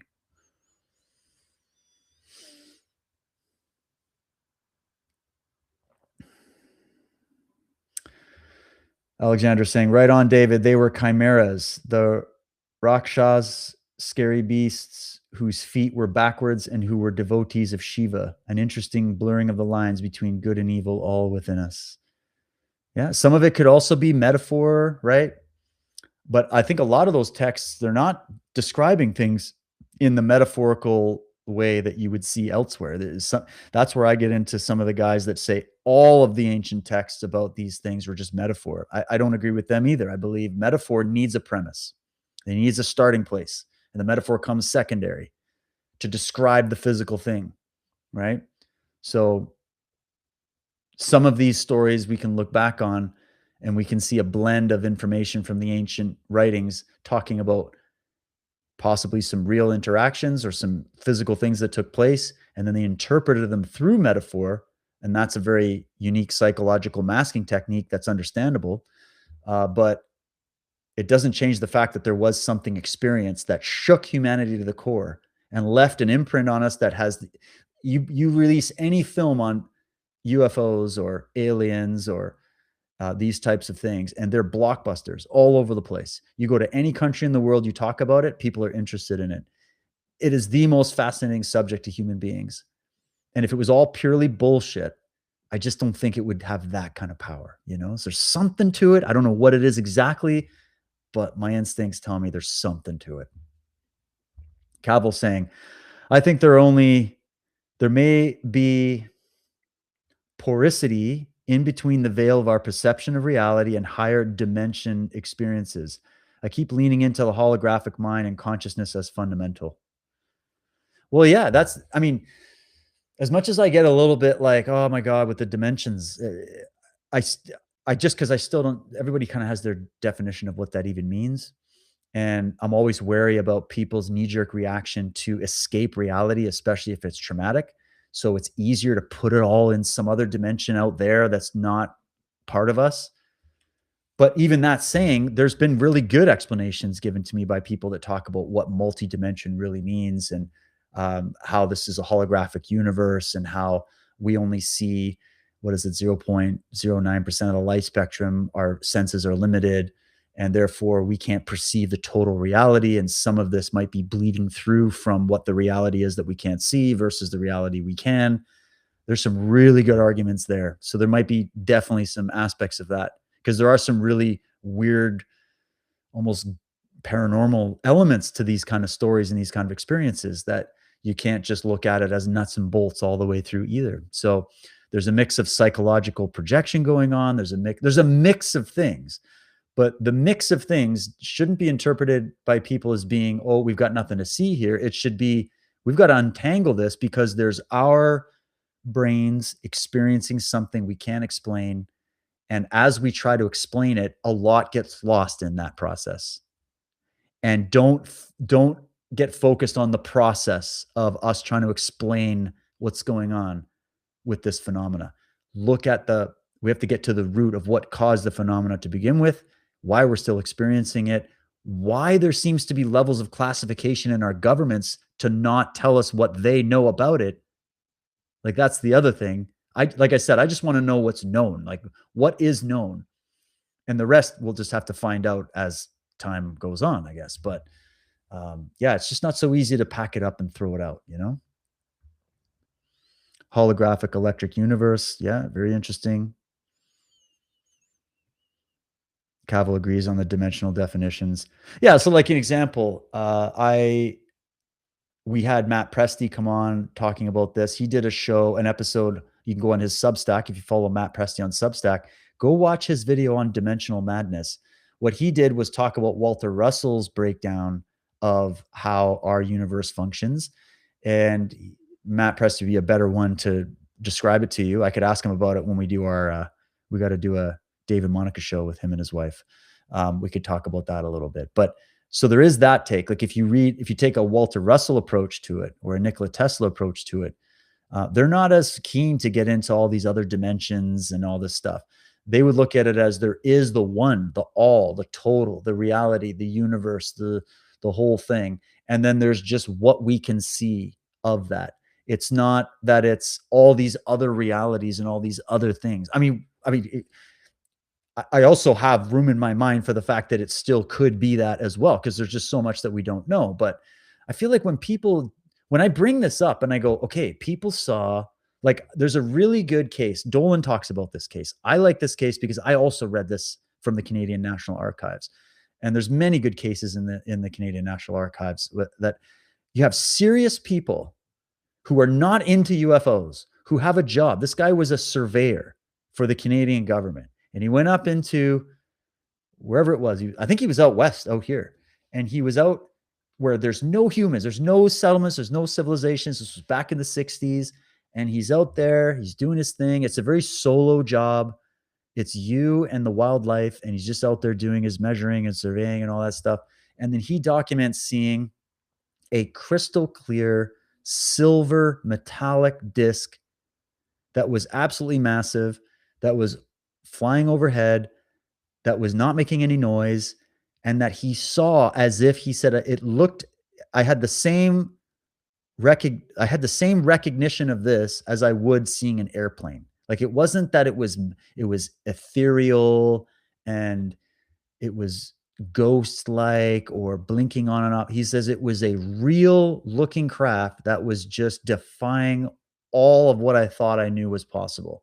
And when you hear these kinds of accounts, and I've also spoken to people that, like, I spoke to friends of mine where their entire neighborhood saw stuff, like craft breaking apart, coming back together again, lights, this and that. Like, it kept the whole neighborhood up. There's a lot of these multiple witness accounts that you can get into. They're really fascinating, where people are seeing very physical, they describe it very physically. And it just makes me think, like, is it, but again, this is also, I also probably have a lack of knowledge and understanding of what dimensional physics looks like and what's possible. But I just feel like when people go into the spiritual dimensional explanation for all this stuff, when I start saying things like, yeah, it just could be that there's intelligent life and people that live on other planets that have developed a knowledge of physics and astrophysics that we can't even comprehend. They're an older, far more advanced civilization. And yeah, every once in a while they might swing by. I don't know. Maybe there's something going on with that. And I don't know why that one is just the one that gets the most shade. So I've always thought about that, because I always felt like that was the most reasonable one. But then again, I might be completely ignorant on all the other factors. Who knows? I do keep a special place in my heart for nuts and bolts explanations, because I know how quickly people will try to make things easier to explain by making it harder to explain, if that makes any sense. They want to put it out of reality because they're traumatized by it, because anything to admit that humans are not the only apex predator in the universe and that we might not even be at the top of the heap. Like, that is what people are running from the most. That's what threatens a lot of these intellectuals. They don't like that. That's what threatens a lot of people in, whether you're talking mainstream science or mainstream religion. They are very, very, their balls are broken big time by thinking about an advanced civilization more advanced. It's an ego thing. So knowing that, when I hear the vast majority of people throwing this into other dimensions and other spiritual dimensions, I just go, well, what about the psychological need to edit reality so that you can not feel like you're inferior? Like, what about the inferiority complex problem? Right? Why is it easier to digest when we're talking spiritual dimensions, or easier to digest when we're talking multiple dimensions? Is it because it feels a little less like a threat? It feels more like a threat if we're talking about people that are more advanced than us. I don't know. That's just kind of that's why I keep advocating for that. But even saying that, I'm aware of the limitation of my knowledge about how reality works. And this phenomena and the documented stories of it does bring a lot of questions up about it being purely only a phenomena that's experienced by the five senses, dealing with nuts and bolts type of interactions. Like, it could be way bigger than we even know. So I'm very much open-minded on that as well. Just saying. Yeah, Jen's saying, could this be a slice of the trauma you and MSAR have talked about? Yeah, I mean, it's basically the thesis of a sort of past shock. I have a book called Past Shock by Jack Berenger, short little read. And he's talking about the ancient visitation theory, right? And how religion misinterpreted it on purpose to hide this.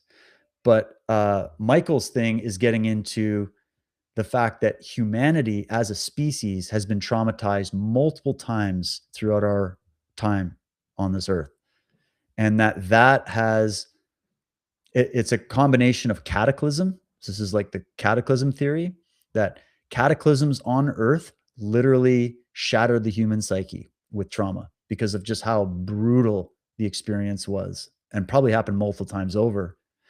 But Michael's theory is that the first trauma was the genetic interference. This is his theory, that there was a visitation, at least in the ancient past, that there was a genetic manipulation of the human species, and that alone was traumatizing. It didn't completely cut us off from our, whatever you call, soul connection to the cosmos or to the God or to divine, but it cut us off from our full potential on our natural pathway, our natural evolutionary pathway. And that was a huge trauma to the psyche.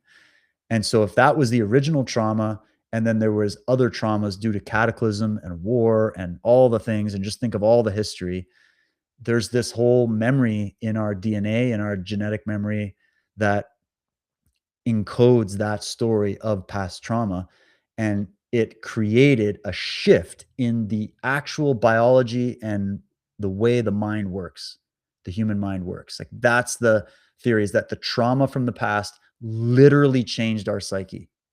And that's why we go so much into psychoanalysis, is to try to get in and look at the ruins of the psyche and then figure out, and then it's debatable. You could debate all the causes. This is just his theory on it, right?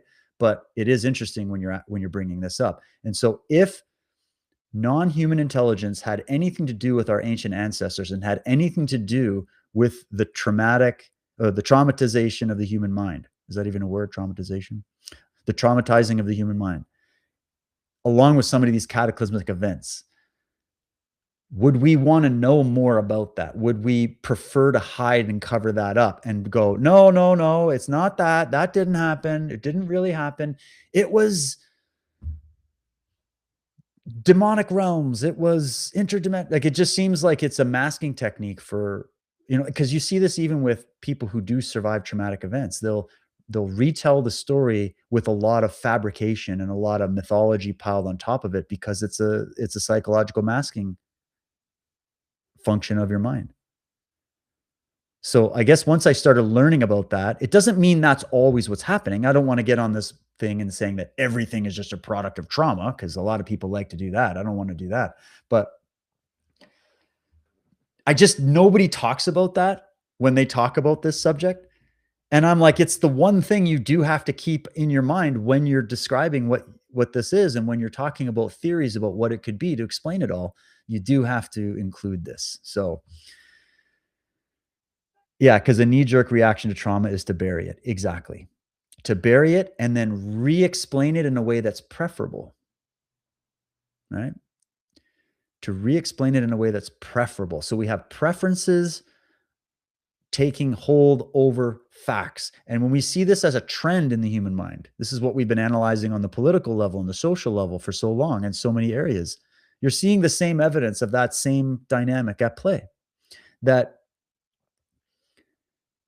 like, think of all the people during COVID. They were traumatized by the fear that was blasting 24/7 from the media about COVID. And they chose their narrative in a state of fear.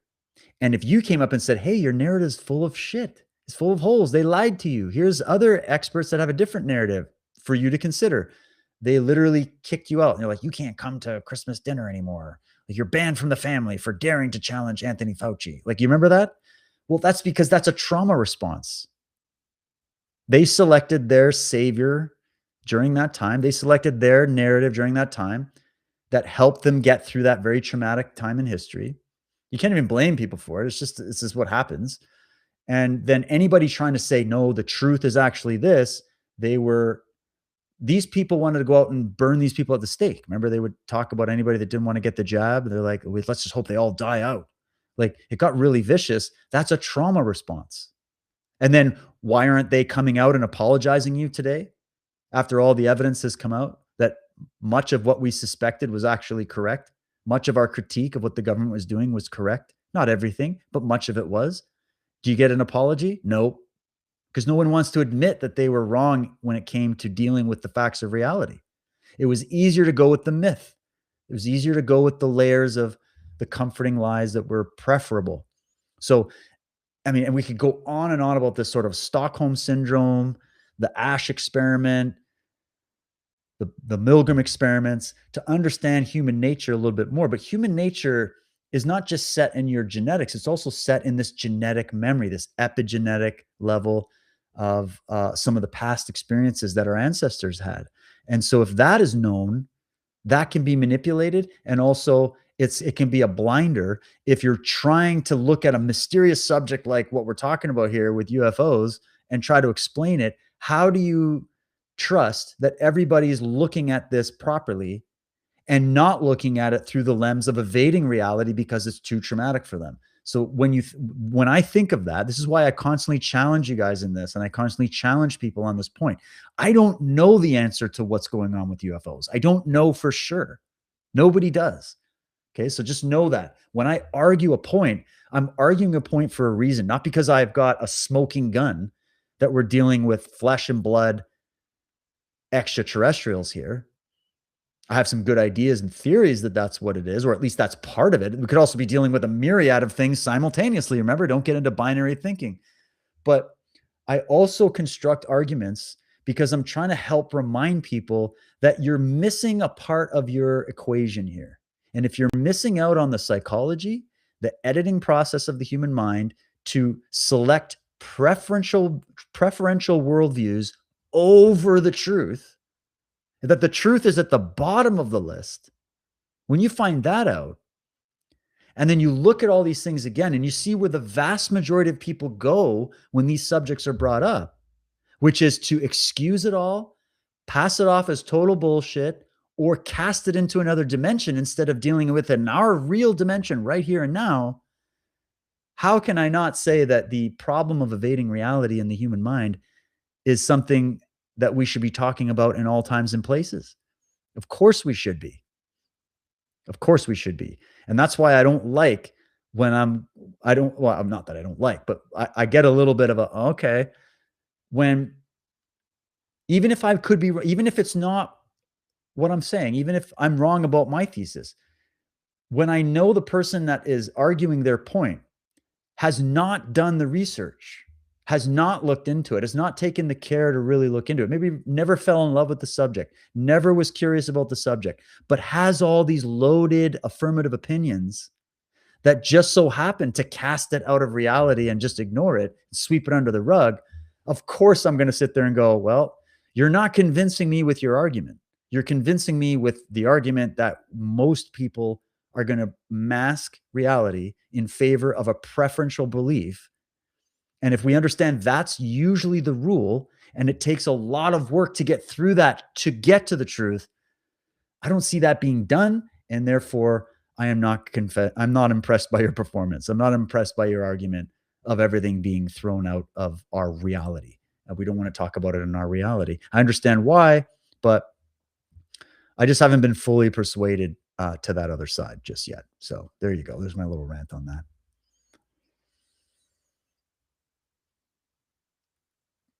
Cavill saying, this also makes me wonder if there is some form of conceptual shared consciousness or shared memory store. something that can trigger even deeper trauma responses in current humans. Right. Well, that's kind of like the idea of the Akashic field, the Akashic record, the ancestral knowledge that you see in a lot of indigenous groups, right? They talk about talking to the ancestors, and we have this practice. I mean, it's in our practice to keep traditions alive, even though we're trying to get rid of a lot of them now. But keeping the traditions alive keeps the vibration and the knowledge of the ancestors alive, right? And so there is a shared sort of, there's your independent consciousness, and then there's what you could call this collective unconscious, right? That could have had, that humanity as a species, as a creature, in the aggregate has experienced a lot of things, and that has a bleed through effect on future humans. It literally changed. Your experience now might change. It's like a bit of a butterfly effect thing, right? Maybe it's something like that. But a lot of people have had many variations of that theory, that there is this shared archive of experience that we all tap into. We've all, even though I didn't physically experience those things in my physical current life, past incarnations of humanity have experienced them. And the question is, to what extent does that influence the development of our minds and where we're at today?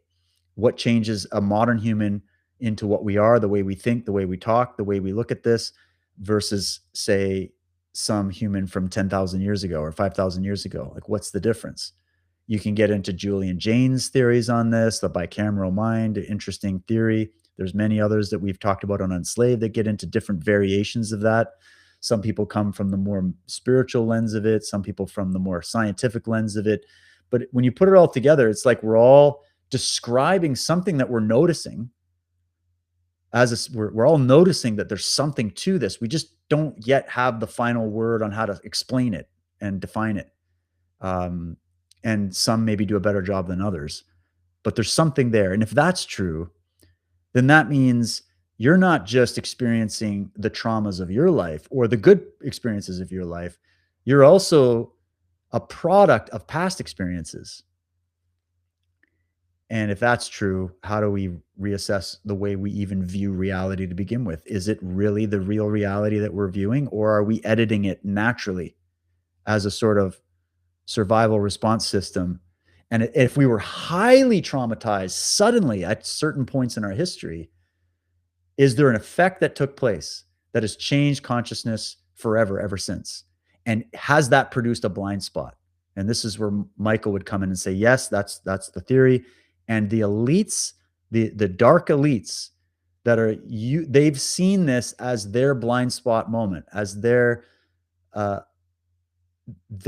of manipulating that and pulling it. That's why that's why they love keeping you in fear of more pandemics and more of this and alien invasions and wars and World War IIIs and like anything that can trigger that anxiety again and again. Even if those things don't happen, they don't care. As long as the anxiety effect was achieved, then further steps can be taken to grab more power, to grab more resources, to keep people operating basically like farm animals and not thinking with their full potential. Because again, fear is the mind killer. And if we're dealing with fear being experienced in the here and now, on top of the fear experienced from past incarnations of humans, it just complicates the situation a little bit more. And it might help explain why it's hard for us to explain some very deep and profound life-changing truths to people who just don't want to hear it. And it also explains why people are seemingly running away from the real truth and are preferring to live in a false delusion and picking delusional fantasy over actual reality time and again. There has to be an explanation for that. And I think, describing this past trauma is it's a very interesting way to break it down.